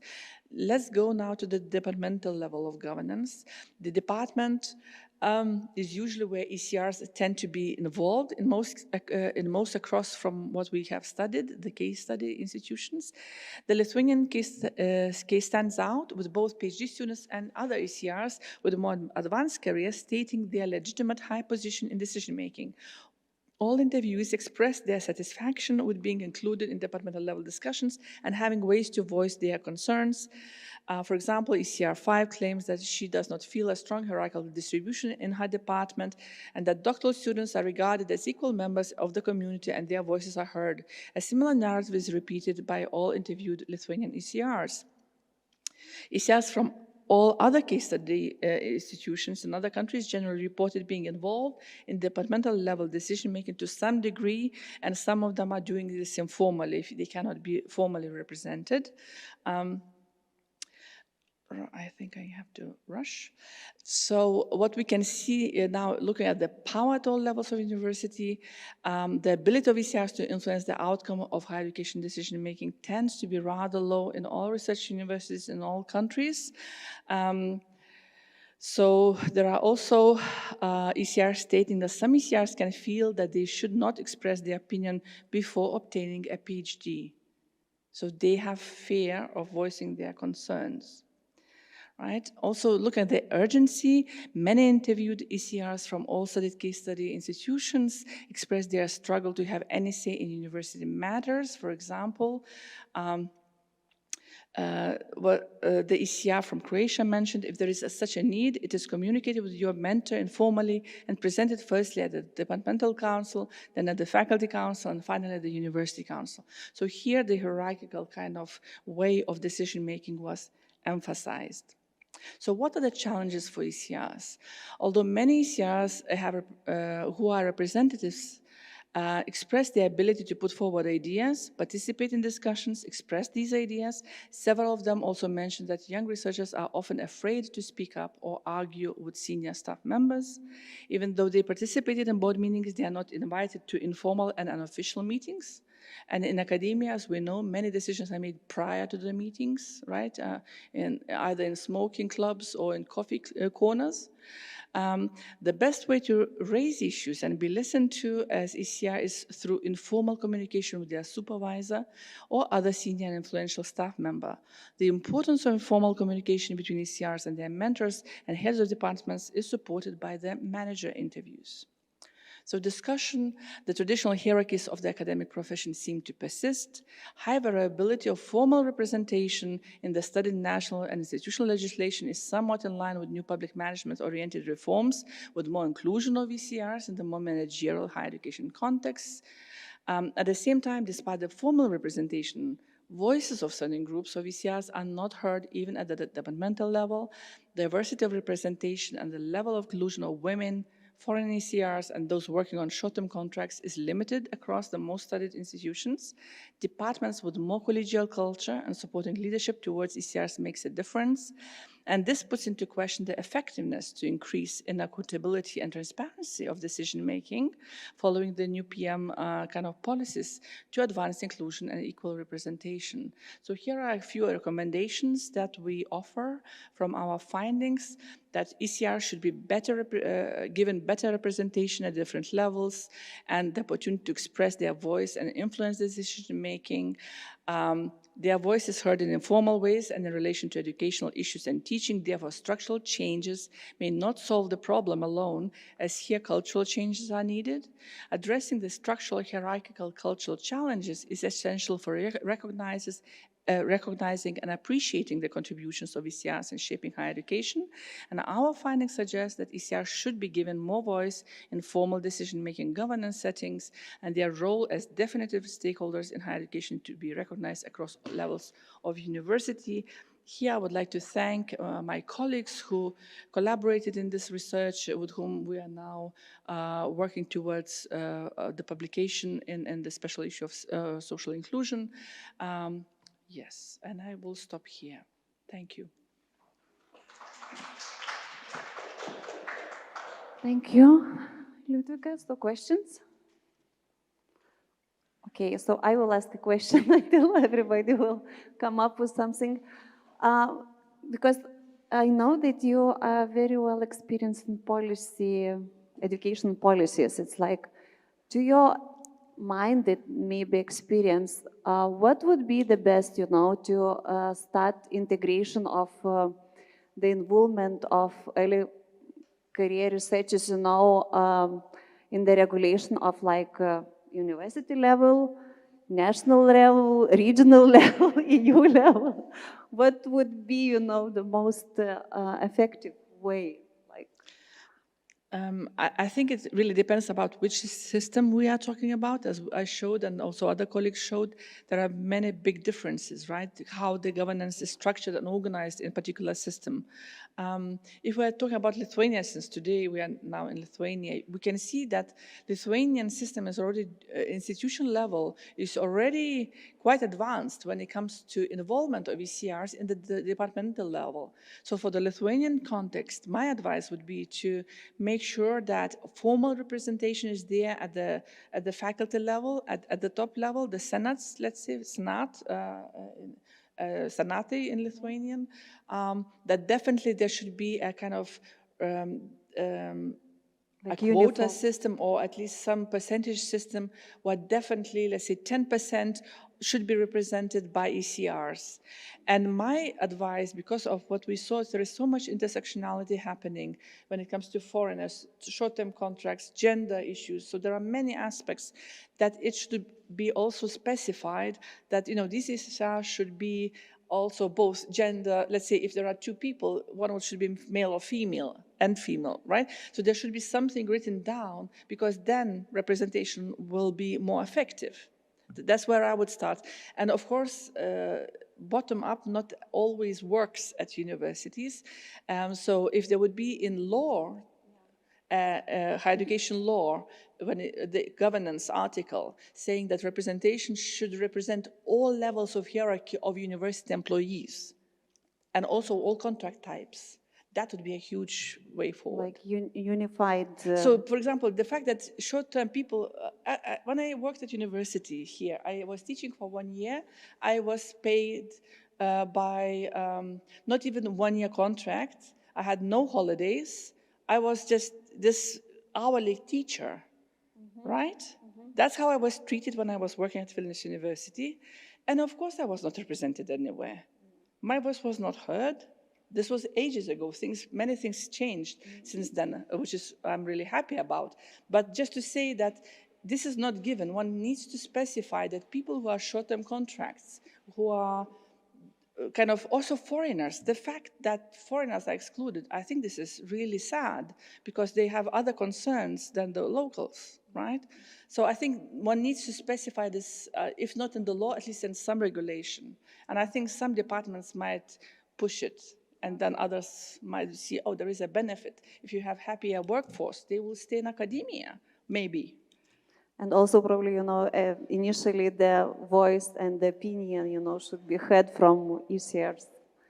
Not like we're doing for them, but they have to stay also. They have to be represented, and they have to speak up, right? Yeah, and exactly. And what we've seen in Lithuanian interviews, you see already instances of that.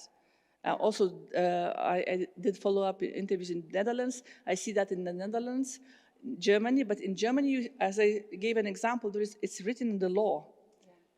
So official formal representation of different categories is already in the law. So therefore, universities have to follow it. Okay. Then it's easier. It's easier than for the institutions. So, question? Yeah, thank you for this nice paper. You mentioned the fact that when you have a high level of collegiality, even if young researchers were not represented, their voices were heard. And in another slide, you mentioned the fact that universities tend to be more and more verticalized, which is the reverse of collegiality. Exactly. And so it wouldn't. it's a bit, I don't know, because so if it's more and more verticalized, even if you have representatives, maybe their voices are not heard. Exactly. And I was thinking about representatives of students in France, for example. So in fact, They have no voice. they Or have no little voice. voice, Yes, yes. and they are also elected for 2 years when the other ones are elected for 4 years. So they are never. So then, and then we would need some training for them or something to empower them to make them visible, because of course they are represented, but then. Yes, indeed. This is one of those findings, I think, which is interesting in this paper, that these new public management reforms that push for this verticalization and this efficiency, argumentation, and transparency, which initially you would think would make it better for the governance and inclusion, actually is not good, better. It's the other way around, which is a kind of paradox, I think, because the systems are there to be more efficient or more effective, right? And you would think different voices should be then more included. But actually what we see from our case studies, that no, and the collegial kind of forms are important. So I think that's why it's very difficult to advise as a one template for all, because this kind of managerialism also is lived through different systems in different ways. So let's say Dutch managerialism is very different from Lithuanian managerialism, right? So one has to be very tailor-made kind of policies in each country, and definitely not to say, oh, if you go managerial way, ECRs will be included and it will work. One has to be careful. Okay. Yeah, Another question. Sometimes you mentioned the representation at central boards and sometimes in departments or faculties. And maybe, I don't know, maybe it's more efficient to be represented at faculty level, or because it's more connected to your everyday challenges, because and that's what you see. That's why central council, it's very broad, and I don't know if you're in medicine, so your issues are what not I the see same maybe I will follow human up from social the Dutch data, which is not in this paper, but this answers very well your concern. We see across the data that in the departmental level, ECR is already included indeed, and it is effective because it's very close to the heart of what are the issues, right? The importance of ECIs being at the top management level came from my Dutch interviews, which I did later than we wrote the paper, that the faculties and the departments voice their concerns, let's say, about cuts for funding by having ECRs at the top level. So they are more strategically placed to advocate also for the financial resources for the department, not only for their own rights and your own concerns. Because of the budget concerns, because this year in Netherlands, 1 billion euros was cut for higher education. So universities are facing extremely tough times. Okay, so let's applause for Liudvika's presentation and discussion. Next speaker we will have online.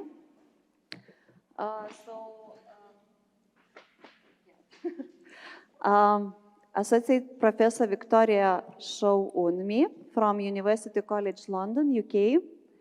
And she is highly respected researcher with a national and international reputation for her work on identity, gender, race, and leadership in education. Okay, we see you. Her research explores the experiences of ethnic minorities, particularly young Black women, in educational and leadership, with a focus on empowerment and well-being. She has led multiple research projects on gender leadership and mentoring, contributing to peer-reviewed publications and co-authoring books. Since 2008, she has worked with bachelor and master students at UCL to enhance their university experience, later leading modules on minority, migrant, refugees, and sociology and race. As an international visiting scholar, she has also lectured on Black feminist theory and critical whiteness studies in Germany and many other countries, and has led research on gender and leadership in Pakistan, supported by British Academy funding. So I hope, Associate Professor Victoria, that you hear us. We don't hear you yet. I'm here. Hello? Oh, good, great, we hear you. Yeah, the audio setup is a little strange because we had echoing issues with the microphones, so it's a little strange. We will sort of work So together. for the questions, I will go that would be front, that would be very helpful. All right, so we're all set for you to begin. Let me just share the slides for you, and the floor will be yours.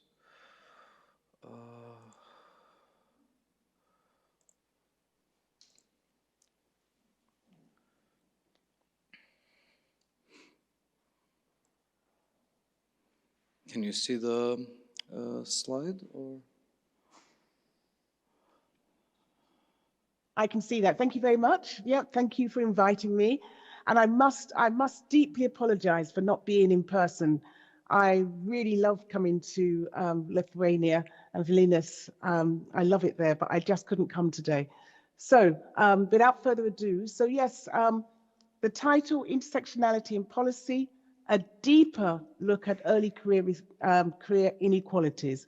This is a particular subject I could be spending a whole year on, but I haven't got that amount of time. I've got a very small amount. So thank you for the invite, and thank you for the introduction to me as well. So let's move on to the next slide. And you'll also notice that I'm also Vice Dean for the faculty and also Chair of Athena Swan, which I'll come back to a little bit further. So the outline, what I'm hoping to do is give you a little insight into, so what is intersectionality, just a little bit, the role of intersectionality in shaping policy, and then addressing early career researcher inequalities. I'm hoping to be able to do that within the time frame we've got. Let's move on to the next slide. So there's been many discussions around what is intersectionality and whether it's something which we can use within, across different sectors and also different disciplines. When I say sectors, some people may feel that they're part of the STEM sector and they won't be able to use it because of the fact that they may be more involved with quants. Others may think it's just something for humanities. Some may think that it's just for people which are more of the left of thinking. Well, it's all and none of those really, because it is a framework for understanding how various aspects of persons' social and political identities, such as race, gender, class, sexuality, ability, intersect and contribute to unique experiences of discrimination and privilege. Now, you might be sitting here thinking, well, we don't really see much of that within Lithuania. Well, there's always a group of people in every single country which don't get access to whatever it is they get access to higher education, access to health, access to good schools. And those are the parts you need to think about. You also need to understand the notion of systemic oppression and what that means in the context of when we're trying to describe intersectionality. If I was with you now, I would do a little exercise, but because I'm not, I want you to think about it. You need to think about yourselves and how you individually, what is it that enables you to be different from the person next to me? So if I take myself, one of the things you will notice about me are, one, I'm a woman, and two, that I'm Black. What you don't notice about me is that my social class. So those three things, social class, the race, and gender, are really fundamental to understanding intersectionality in the context where I live. And I say that because the university sector and the structures within it are systemically dysfunctional and discriminatory to stop one moving forward. And that's the important part of understanding intersectionality, which I can explain. Let's move on to the next slide. when I kind of sum this up in another way as well. So it shows us, intersectionality shows us that societal identities work on multiple levels. And so what I don't want you to do is pit each other against each other. It results in a unique experience, opportunities and barriers for each person. Therefore, oppression cannot be reduced to only one part of an identity. Each oppression is dependent on shapes the other. And that's really important because we don't want is, we're talking about women, but only certain women are able to go forward and others not. I notice that I'm getting feedback. I hope you've been able to hear me clearly. Otherwise, it will be very difficult. But do let me know if you're not hearing me clearly. If we can move on to the next slide. So I've got two diagrams here, which I quite liked actually. I pulled them up from the internet, just really kind of images. And this one enables you to think about as an individual, and also how that, what you've got around you as an individual, then how that then links to group membership. Group membership as a student or a researcher, whatever you want to think, or as, whatever it links that. And then social context, which I think is quite interesting how you see that. And then unified systems of oppression. So those I think are quite useful to see because it's showing you the different layers which happens when we're thinking about intersectionality and why it's so complex to be able to identify it in one sentence. I've got another diagram there as well, which is the next slide, which gives us another, and I quite like both of these, because this one looks at it through health. The example I think about with health is that many health practitioners don't get taught or understand the complexity when it comes to health and intersectionality. And this diagram, I think, really shows it and displays it in a way which is really positive. So you've got the health condition in the middle, and then you've got the others going around it, whether it's gender, religion, disability, sexuality, age, and poverty, going around this circle. But the other part, which I think is really interesting, is intrapersonal, which is the macro, then interpersonal, which is the meso, and then structural. And I think that's a really good diagram, which you could easily do yourselves when you're looking at your work within your own country. Moving on to the next slide, please. So this one, hopefully you can see it because it can make it a bit bigger. This one here is really looking at, so early career researchers. Now this is a bit which many of you are going to think, okay, so what has this got to do with early career researchers and what inequalities do they face? I've named 6 different inequalities. You can think of plenty more. So what I've said is job insecurity. That's really difficult for most early career researchers, but at the same time, it's also difficult for early career researchers which are not from the same country. And I've said here, many early career researchers are on fixed term contracts or casual contracts, leading to uncertainty about their future employment. And what we're talking about there is precarious working conditions which affect early career researchers. The other part, which of course fits with the job security, is work-life balance. Now, because of course you're going to be working harder to get noticed and to perhaps be given a full-time contract or a contract which lasts longer than a year or 2 years, the demanding of the research job combined with personal responsibilities often makes it difficult for early career researchers to maintain healthy work-life balance, because you're going to be on a hamster wheel and you're going to keep moving round and round. Another point is gender inequality.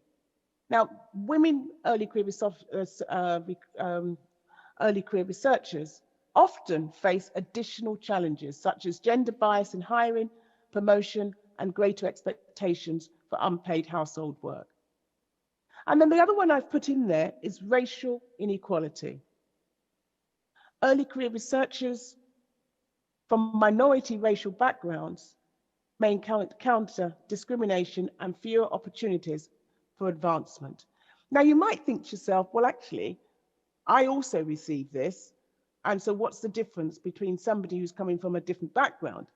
Well, they would have a double amount of the discrimination that you have. We can move to the next slide, please. And I'm hoping you're going to take some of these points down because this will also help. The other part as well is mental health. Mental health, we're only starting to talk about that in recent years since COVID.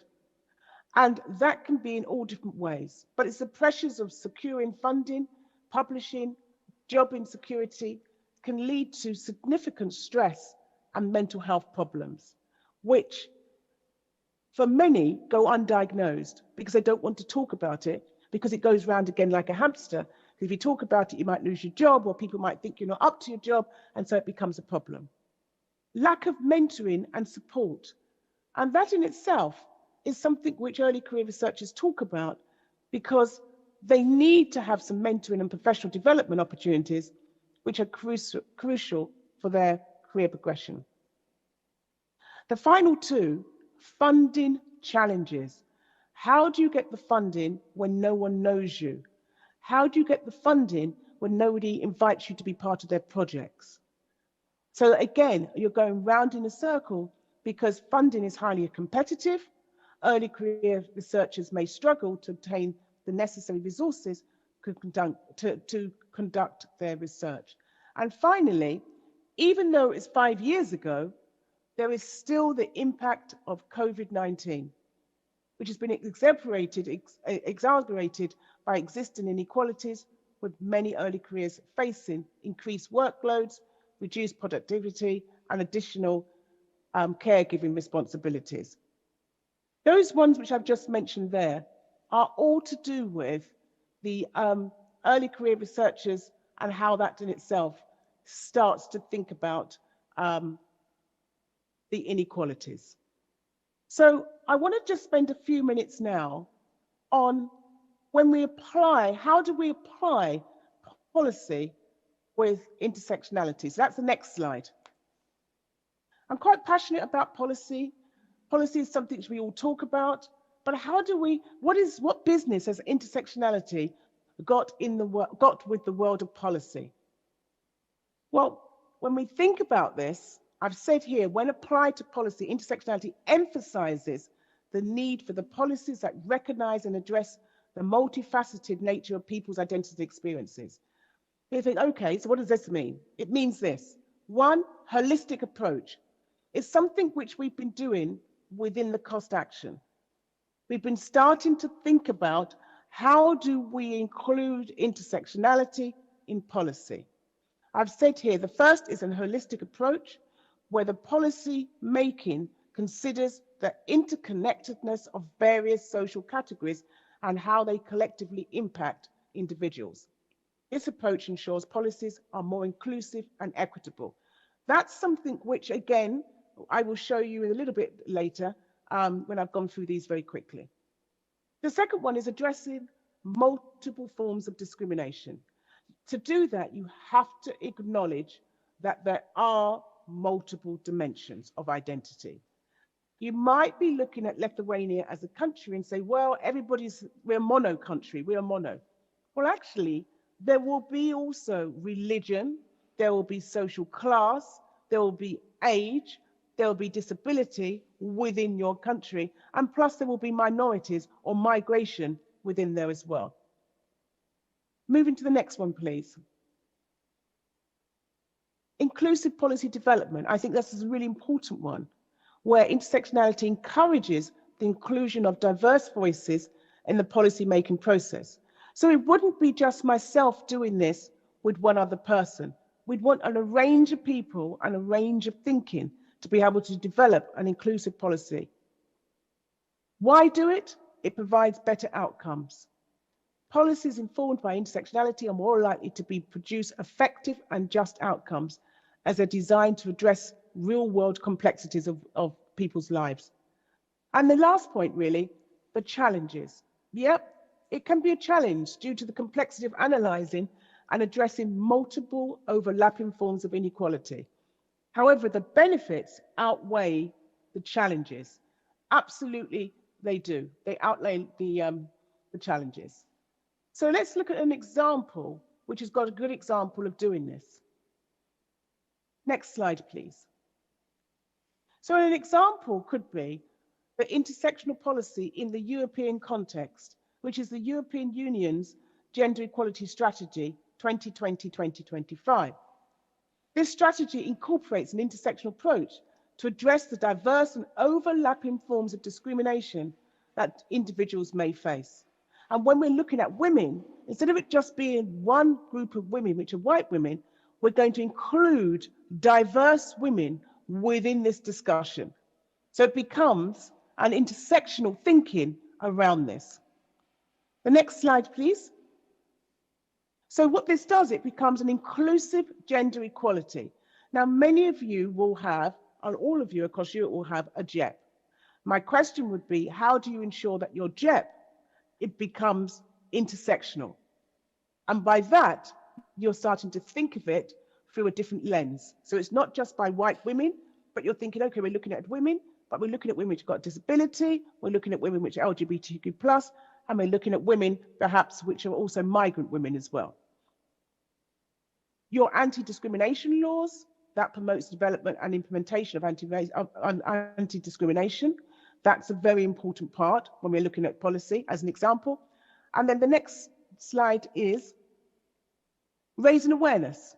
Now, I understand that many countries are still really starting to think through this.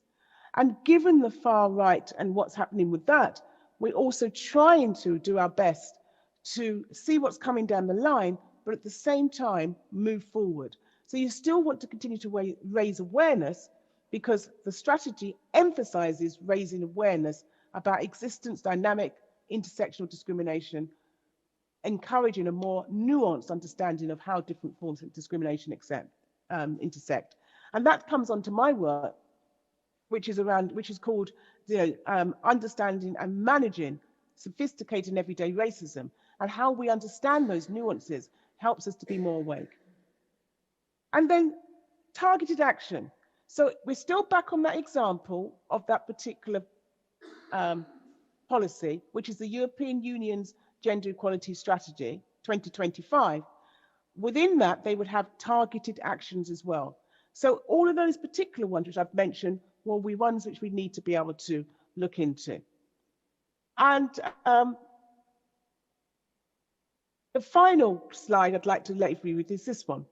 So what can you do? You might be sitting there, or you might be half asleep, you might have had a big lunch, I have no idea, I can't see you.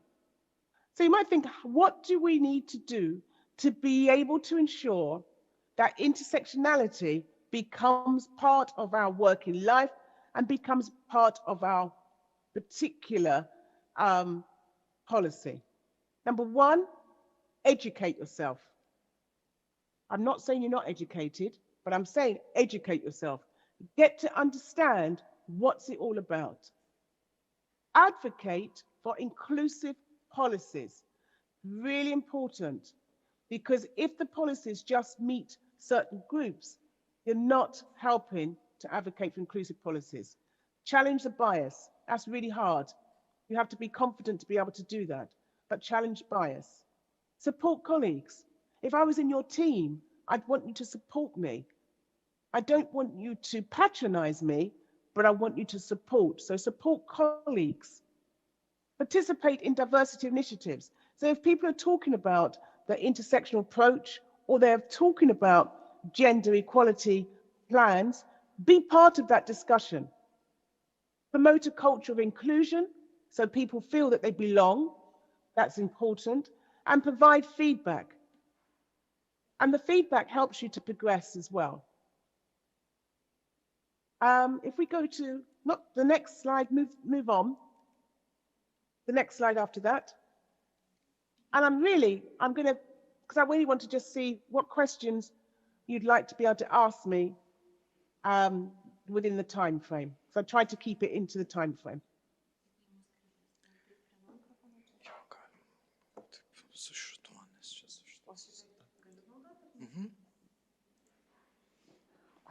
Okay, thank you very much for your presentation.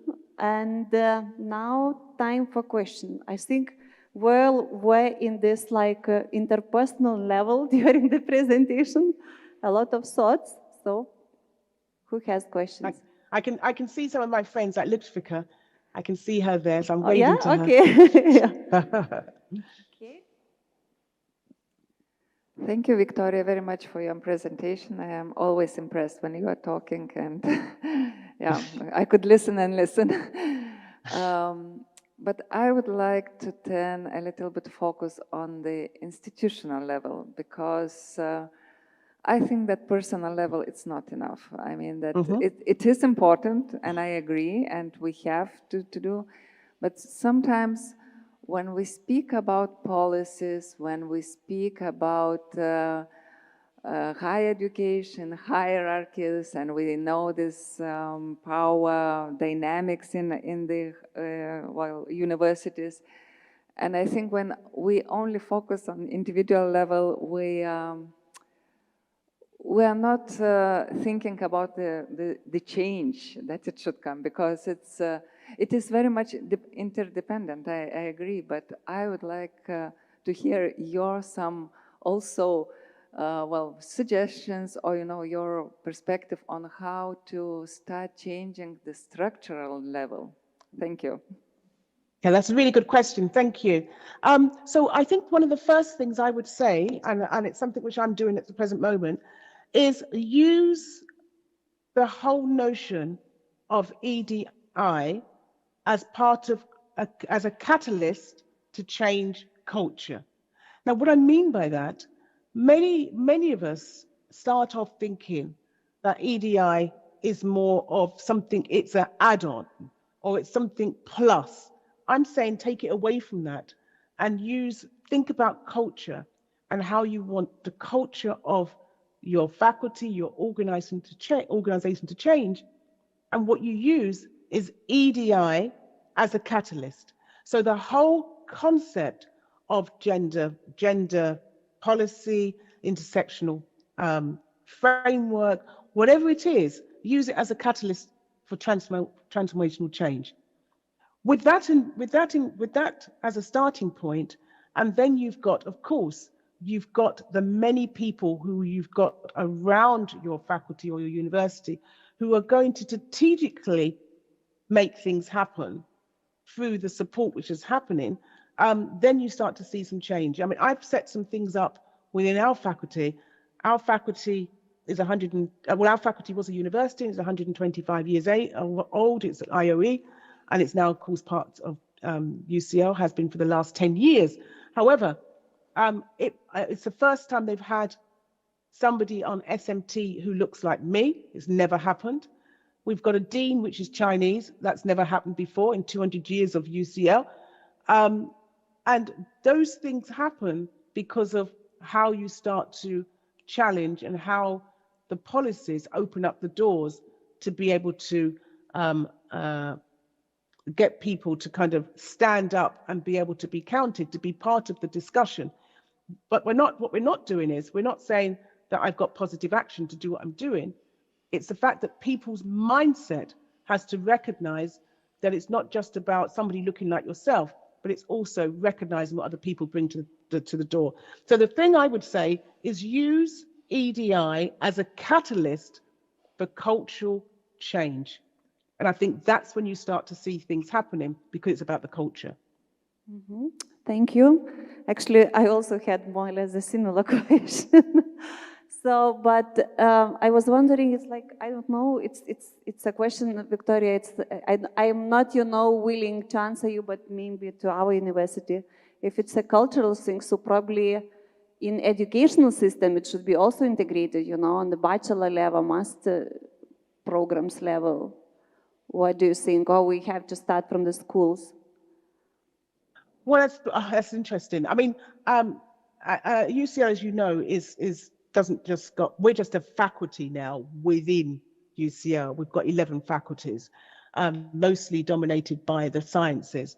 But you're absolutely right. Starting at the school level is, of course, the starting point. But being able to change minds and souls from that level is really important. Why they decide to come to your university and not another university, why somebody decides to come there as a postdoc as against somewhere else. What is it you're actually doing them? And we've got a lot of different layers of things in place to be able to answer these particular questions. Because of course, as many of you know, it's very much a place where it's very competitive in what they're trying to do. So the answer to your question is yes, no time is too early enough. Start at the school level, get them to think about it, but also the teachers within the school and what's happening. You don't want teachers who are going to stop somebody from a different socio-economic background to be able to have the opportunity to come to your university because they don't think they fit. And that is something we also challenge, and we're always challenging, because everybody should have access to being able to learn and progress within the profession. Yeah, thank you. More questions?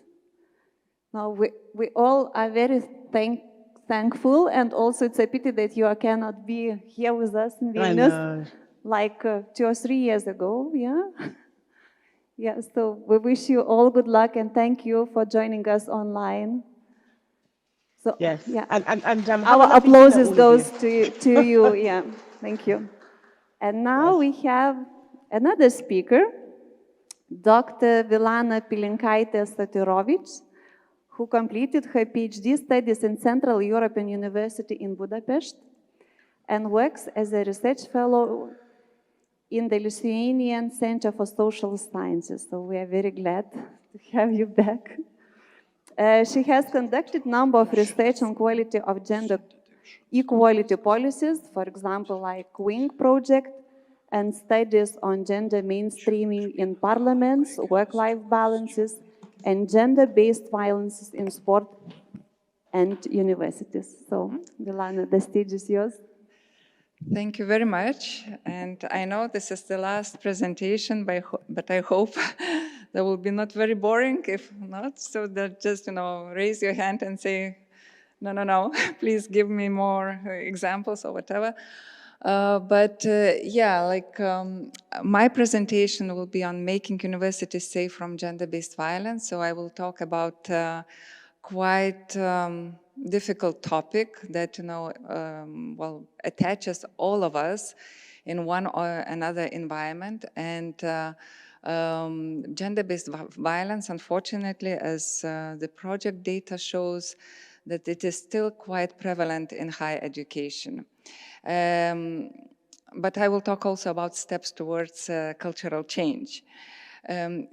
In my presentation, I will refer to another project. It's a Horizon 2020 project on eradicating gender-based violence in universities, that it was completed in 2021-2024. I was part of that project, and the findings that we did in that project, I will share with you today. So it's very short about the project. It is everything online, so if you will be interested, you can visit our website, which is still operating. And in this project, we had 3 main goals: to collect knowledge about prevalence of gender-based violence. And this collection of knowledge was based not only on quantitative survey, qualitative interviews, but also case studies. And we looked not only on the prevalence, but also on the institutional response. And we used to dig into the institutional responses of universities, and the data from that case studies I will share today. So, and the project also had an aim based on the collected evidence to produce tools for universities how to how and what to do in the universities in order to stop violence, to eradicate violence, and that would not be part of the behavior in the university. And then, of course, dissemination and empowerment. So, first of all, what do we mean when we talk about gender-based violence? So, gender-based violence in this project, and I think that we understand in the same way that this is the whole system. We're not talking about interpersonal relationships only. It's a system that covers structures, attitudes, and behaviors. And this is very much embedded in this not only mindset, but also in behavior, which is very much normalized and very often naturalized. And in this project, we based our theoretical background, how to collect data and then later produce tools and also promote cultural change and making universities free of violence. So the theoretical background was based on 7 P principles that in collection data and then later producing tools, we should look at the prevalence, and prevalence not only how it is widely spread, but also that, data collection, it should be always in the mind and also in the action, that we cannot produce any policies, any actions without having data. So this is one of the P's. Then we have to look at the prevention, and we have to work with the prevention, and data will show how prevention it is implemented. Protection, what instruments institutions have for the protection. Prosecution, here we mean by what are the means to, disciplinary means that, would stop the prosecutors, that would not allow them to continue these misbehaviors in the university settings. Then provision of services, which is also very much important when we think about protection, but that, protection, that what universities provide the possibilities to get services for the victims of gender-based violence in universities, how diverse they are, what are the resources coming to the services. And this, everything is encompassed by the partnership, because, we cannot rely only on top management. We have to include all bodies in the university in order to work together, to have the partnership with student unions, with trade unions, with any bodies that are representing students, foreign students, early career researchers, and also employees, academic and non-academic. So all these bodies should be engaged in the partnership when we talk about the effective implementation of the policies. And policies, everything should be covered in the policies, because when we did case studies, that was 16 case studies in different universities. So basically we looked through this theoretical angle, how policies are including all the 7 P's. And I should say that not all universities are including all 7 P's. There are 3 P's, 4 P's, 5 P's, but not all P's. So this commitment of the universities is also quite limited. Another issue that was very important in our project when we were collecting data and producing tools and also recommendations for the policy implementation. But that was also coming from the European Commission, that, all gaps that are the policy measure in each university should be added by the protection and prevention of gender-based violence policies, that, gender equality gaps should be also complemented by the, safety, safety from the gender-based violence. So case studies that we did, and this is again, it was like a collective effort. There were like researchers that we are working together in 16 countries, like 16 countries policies were looked through. So that was moderated by and coordinated by the University of Competences of Madrid, and they later did synthesis study and provided all data in the deliverable, which is also online. But just quite shortly, I will say how this case study was evolved. And this is, we looked to the like institutional response to gender-based violence. And that was also very important, that we looked not only what is on the paper, what are the policies, but also how it is implemented and how gendered it is, like gendered approach is integrated in the implementation.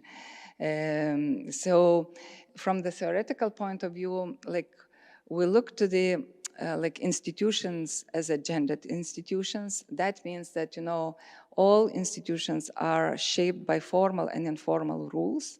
And by formal rules, we meant that what it is written on paper, what are the policies. Informal rules, what are the values and practices. What are the norms of the institution, because this also gives us a lot of then insights how implementation is operated. Another theoretical approach, that the gender regimes theory, and here it is important on the organizational culture, what just now Victoria was talking, but what we were looking also, and what is in the theoretical approach, that on the one hand, gender regimes shows us what is seen in the university culture, what, who is recruited, how is this, what are the social divisions exist in the workplace, how emotional relations are conducted, but also what is unseen, what Lisa Husu says, non-events, what does not happen. Like why promotion is so long postponed.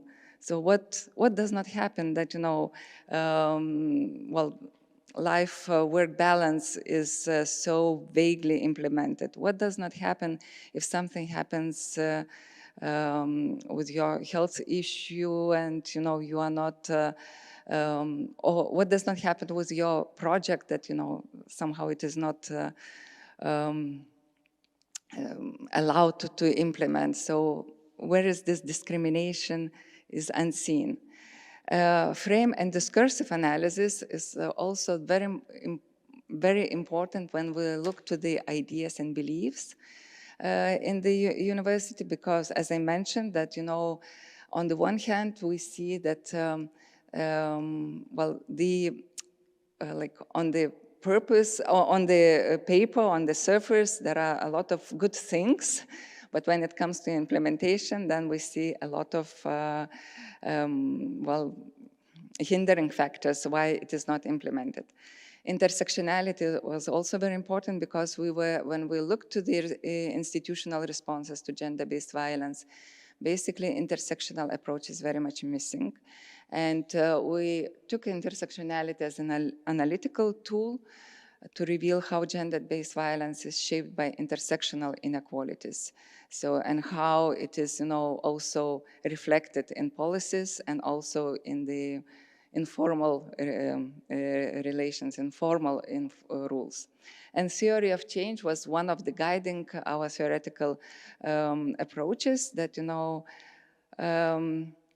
to look to the institutional response, not only why it was like certain policies were produced, but also how how these policies were like implemented, how these policies were viewed and resisted or supported by the community. That was our approach in the case study analysis.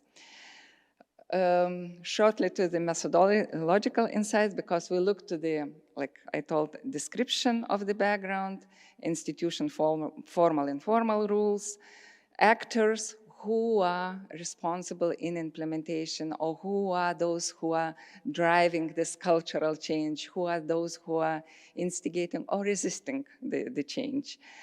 Ideas, what are the ideas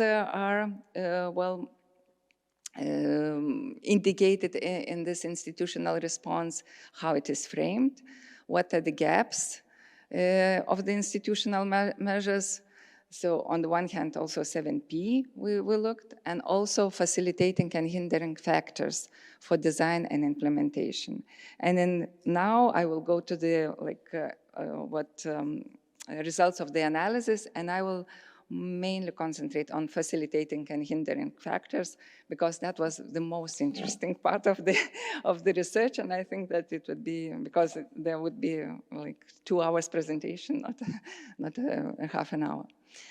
So here, like facilitating factors and some good practices from the institutional response. So what we mean by facilitating factors, that the factors that helps, that makes implementation successful.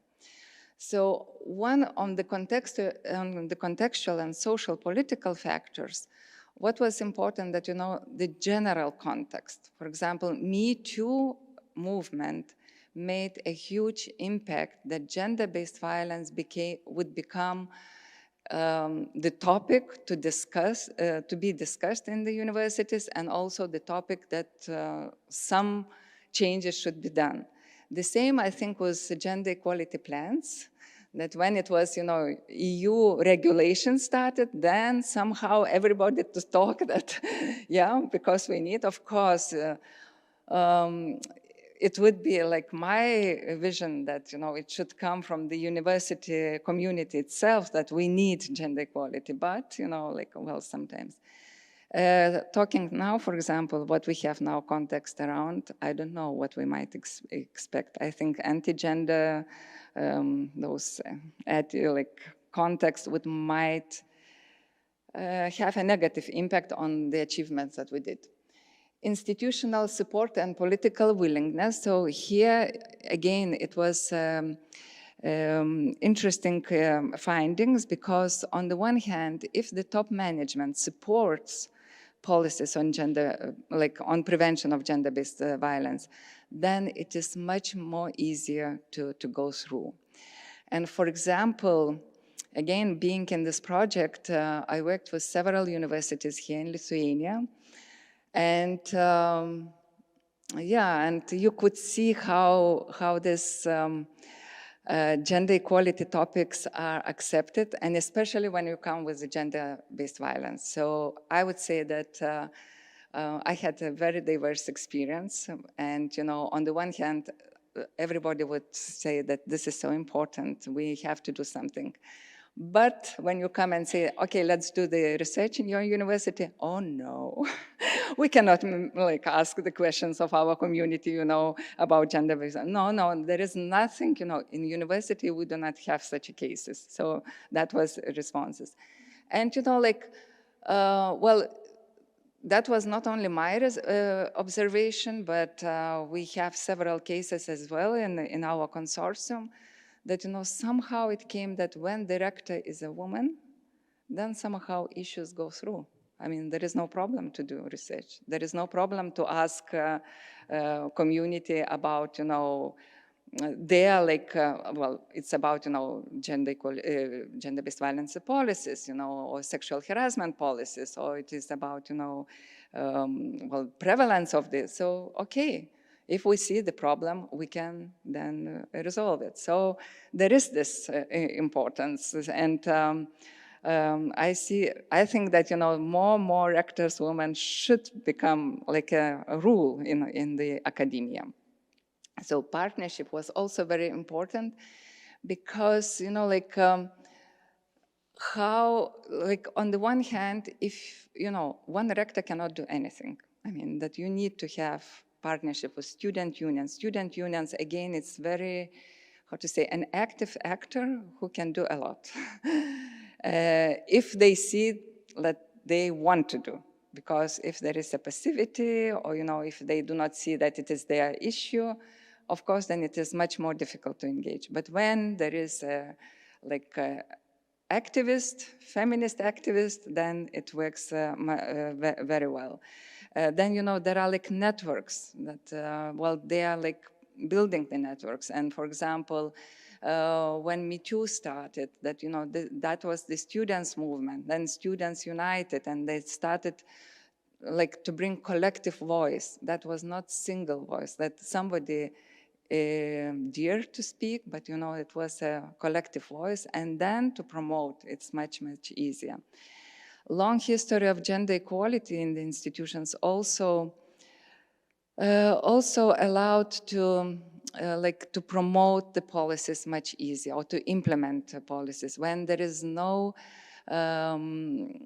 this long history. When it only starts, then you don't know what it will be result, or we just started, we don't want to, and in one university I was told that we do not want to make our community afraid of, gender equality. It is something that makes you afraid of. So there are kind of, what it is behind, because, gender issues somehow makes, I don't know, feel insecure maybe for some people, but there is this context. When it is longer gender equality politics, we see that the trust in the institution is also much higher, that, that universities believe, or that the community believes that the university will do if any kind of incidents will appear.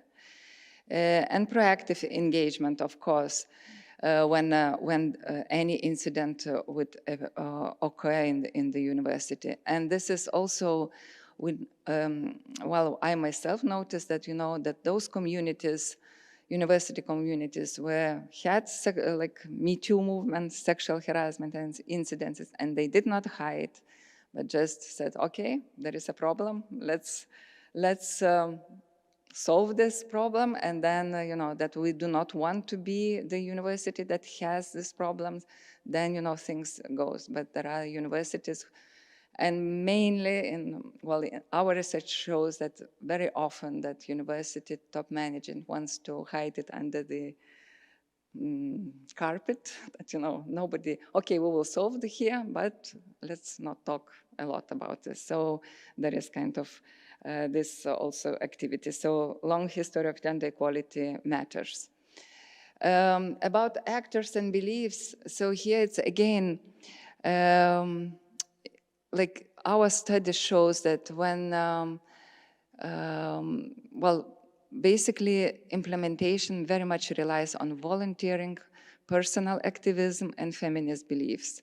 So that those who are going and trying to do something and change, bringing some change, basically they are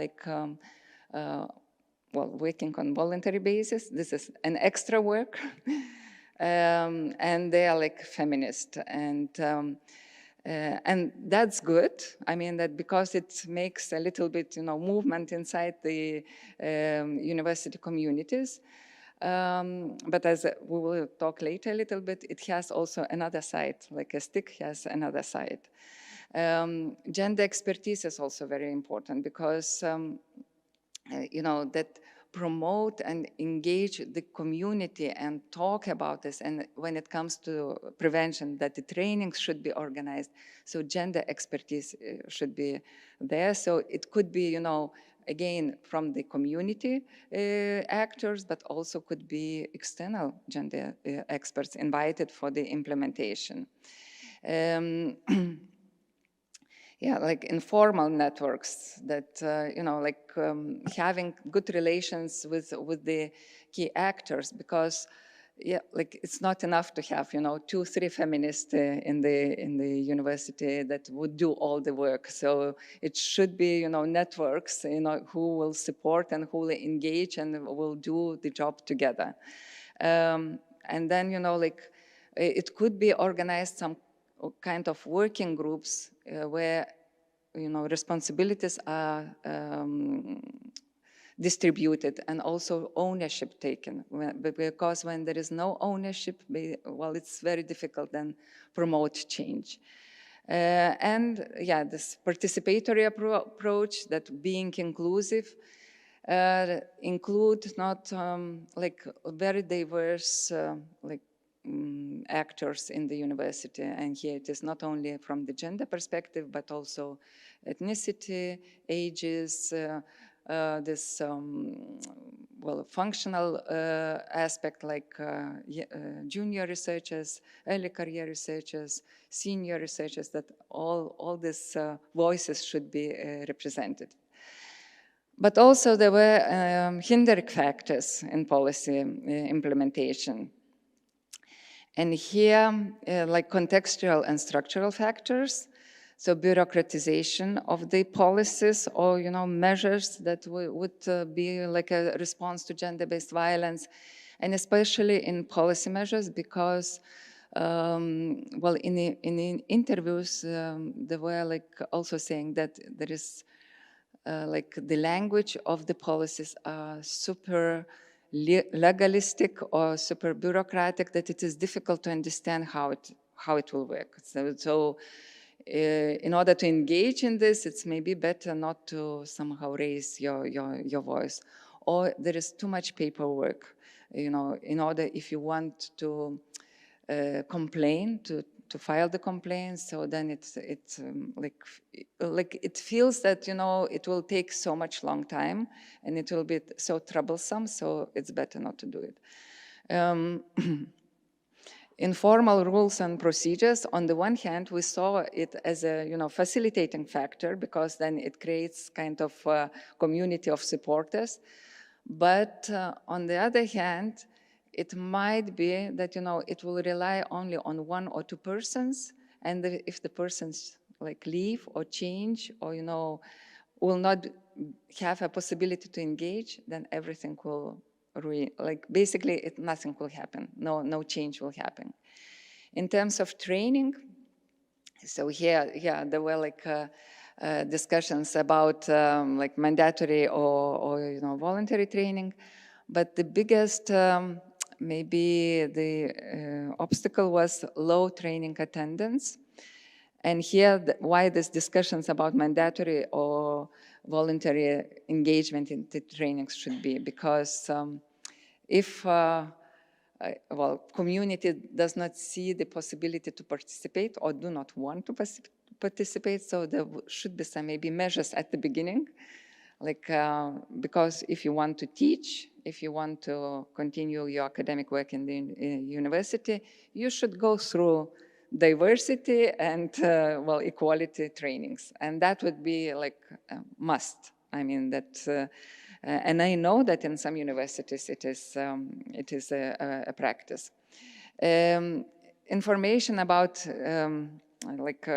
existing instruments, if a person experience gender-based violence, how it is distributed. And here it's also very much paradoxical. Sometimes the interviewees, especially on the administrative level, they would say, but we are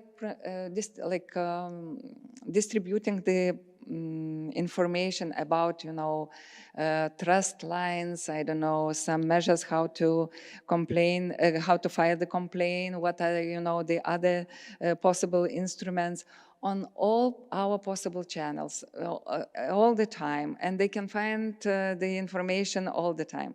When I asked about students about, do they find easily information, they are saying, yeah, we know that it is somewhere, but where? If I would have to find, I should dig to the, to the internet or whatever to find it. So, and it shows that, like the information distribution, it's never like enough. I mean that if you have it, just distribute, and it will not make things much more complicated. Transparent and monitoring mechanisms and evaluation procedures is needed also, that it should be clear if, if something happened, it should be response. If we responded, we have to look, to do monitoring. Was this response adequate, or where are the, problems maybe of our response, or maybe also good practice that we can also discuss in the community. So these are very much, how to say, missing in the implementation process. So two more slides if I still have time. Well, we still deal with the universities and the communities that when any incident of gender-based violence happens, well, there is this culture of silence. And this comes from both from victims, because they still do not trust universities, they still do not feel that the case will be solved and the justice will be achieved, and that university will take the case seriously. And on the other hand, also administration and top management also is very, how to say, there are kind of, mistrusting victims. Maybe, well, still there is professor who, or, other top manager. Well, they have authority, they have something that brings money, and maybe it was misunderstanding, or maybe student is not very good, and somehow they will try to find the revenge. There are a lot of this well, conversations in between. So, of course, maybe there are some manipulative students. Well, but this is not the rule, it's more exception. And we have still to think about hierarchies, about structures, and who has the power to do, and question the power dynamics. Failure to apply intersectionality, basically this is one of the findings that we found in our case studies, that well, the people, students or PhD students, postdocs, early career researchers with diverse backgrounds, ethnic minority, racial backgrounds, disabilities, they experience violence much more often than white students, and or local students, native students, and this sensitivity is still not engaged. Well, there is this fear of information disclosure, as I already mentioned, because there is a fear of victimization, and also fear of retaliation, because then nobody knows how, there is no trust that it will be solved, and then maybe it will be, all burden of the victim who reported the case. Still, there are victim blaming narratives, especially when you talk about implementation. We have the policies, there were some incidences, and then those who are implementing saying, yeah, but I think that or that person maybe they did something wrong, or they used this professor because they got some benefits, but then later they accused him. There were such a kind of narratives, and this is not only coming from my research, my own research in this project, but also from the researchers who did the same case study. Then resistances, basically resistance is one of the hindering factors that, and it comes from all groups, that from students, administration, professors, resistances to the measures that already exist. and implementation of that measures. So basically, especially this resistance increases when the issues become politicized, when it comes, that the rector would come and speak that we need gender equality plans, we need measures to be implemented, we need measures for the prevention of gender-based violence, and then faculty, for example, deans of the faculty, then we have to report every year what did we do, why should we do this? So there is kind of this resistance.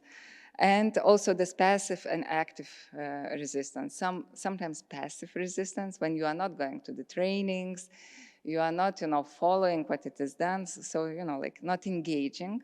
And this passive and active resistance when very clear anti-gender attitudes are already spread. And it is also quite often even in the university academic environment, because yeah, I think that, you can find a lot of, examples. So what are the key messages?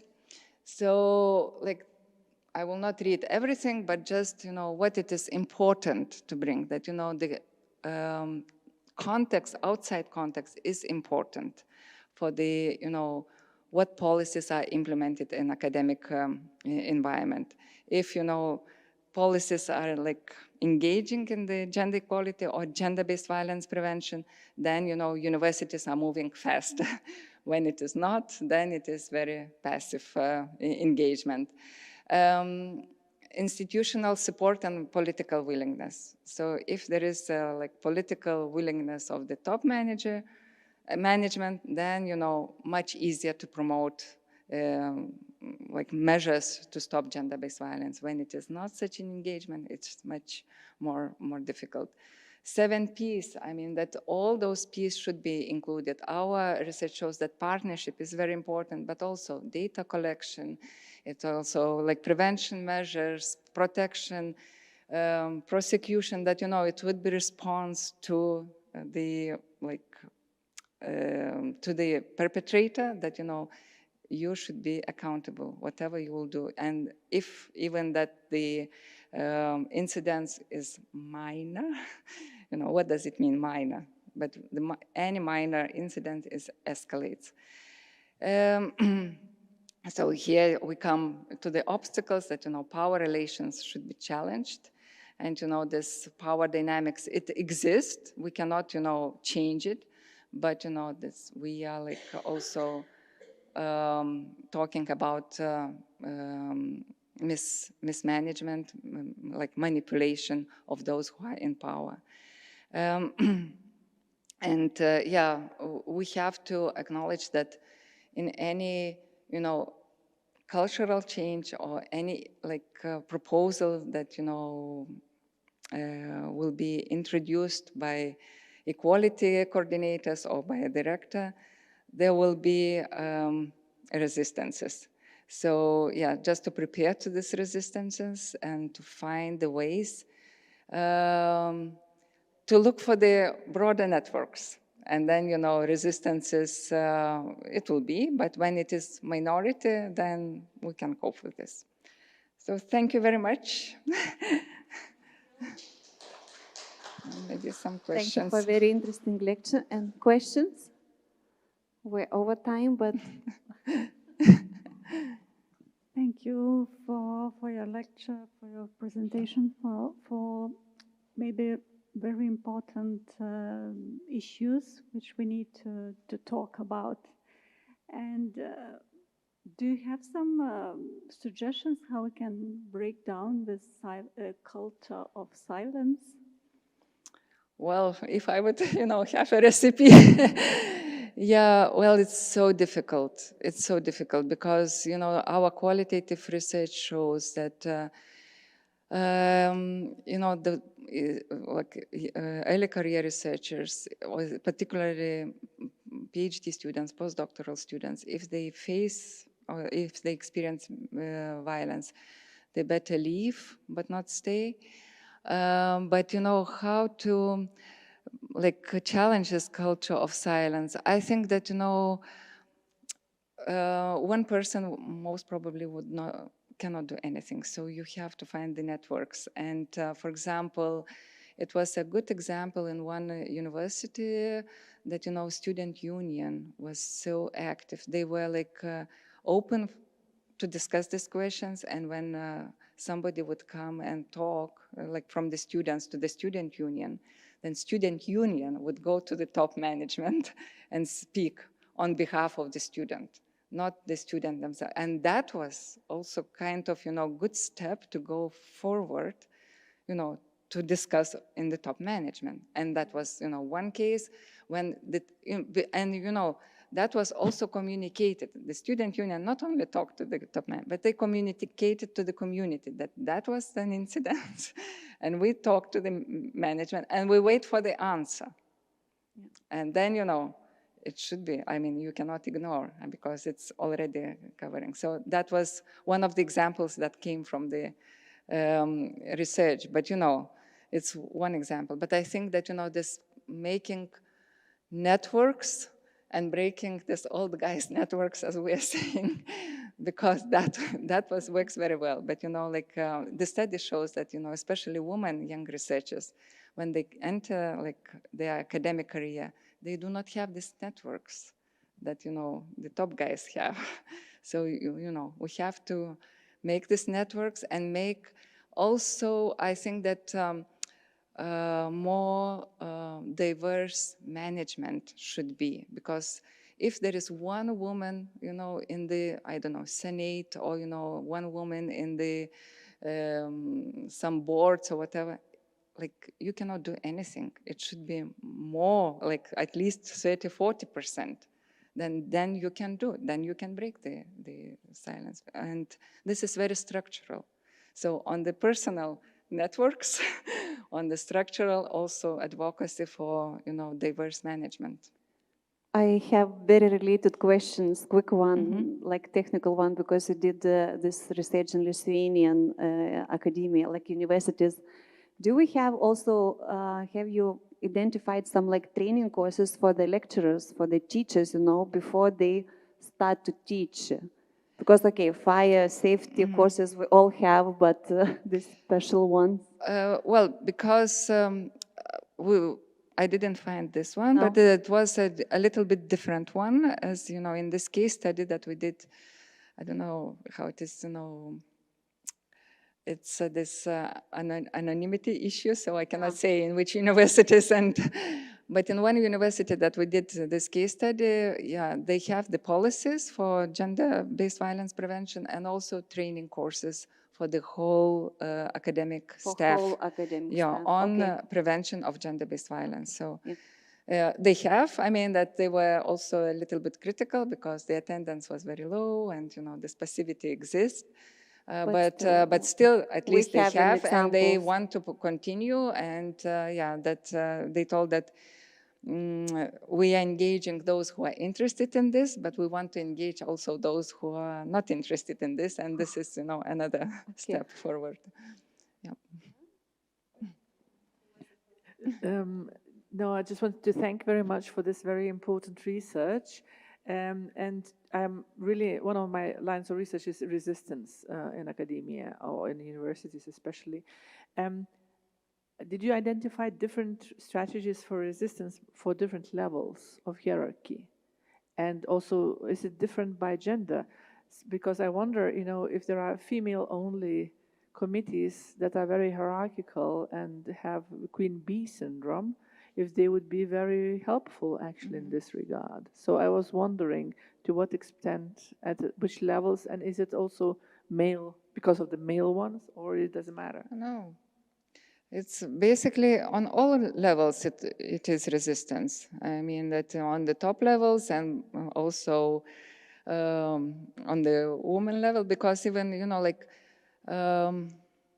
yeah, there were cases that, you know, that, well, the resistance to acknowledge the incident, and you know, it comes from both. I mean, either male or female, those who are in power. When they have the power, it's, you know, different level of understanding the cases. But there were also cases that, women were very supportive. I mean, that at least, those who are in power, they saw the problem and they supported the student. And for example, when student was saying that, I received the support from the senior professor, like a woman professor, and she told that she will, replace the supervisor. That was, a huge like support for the student, because then she could continue the study. But there were also, those like Queen Bee. There were such cases, and that was, like students were very disappointed, especially female students, that, you expect solidarity or, understanding, and you get such a power, I don't know, such a power domination and such a, humiliation and everything. So, power, I think it's a problem. And, gender in power, then we have to talk, yeah. Thank you for your presentation. Do you have data on young researchers specifically, or it was not in the... Yeah, it was. It was, yes, because we tend to think that victims are young women, mostly. Yes. And so what can be done? So what Yeah, you mentioned it already, but it's interesting to have that. Yeah, because especially when we did a quantitative survey and qualitative survey, quantitative interviews, so we looked to the work status, or this position. So especially, well, in both that activity of early career researchers or junior researchers was the highest, because they are in the lower this position, or their power is quite low, and they are in this hierarchical. So yeah, basically, I cannot say in percentage now, but they were the most active PhD students, postdoctoral students, and early career researchers. So they were the main respondents. So you can subtract the data for Yes. UCRs and Yeah. then to collaborate in voices. Yeah, I am in voices and work package for. Oh, okay, we are in two. So. Yeah. So yeah, thank you, Vilana, and also let's applaud for all the speakers of this afternoon. Thank you for your participation, and see you tomorrow. Tai ten per YouTube nekvieskim gal.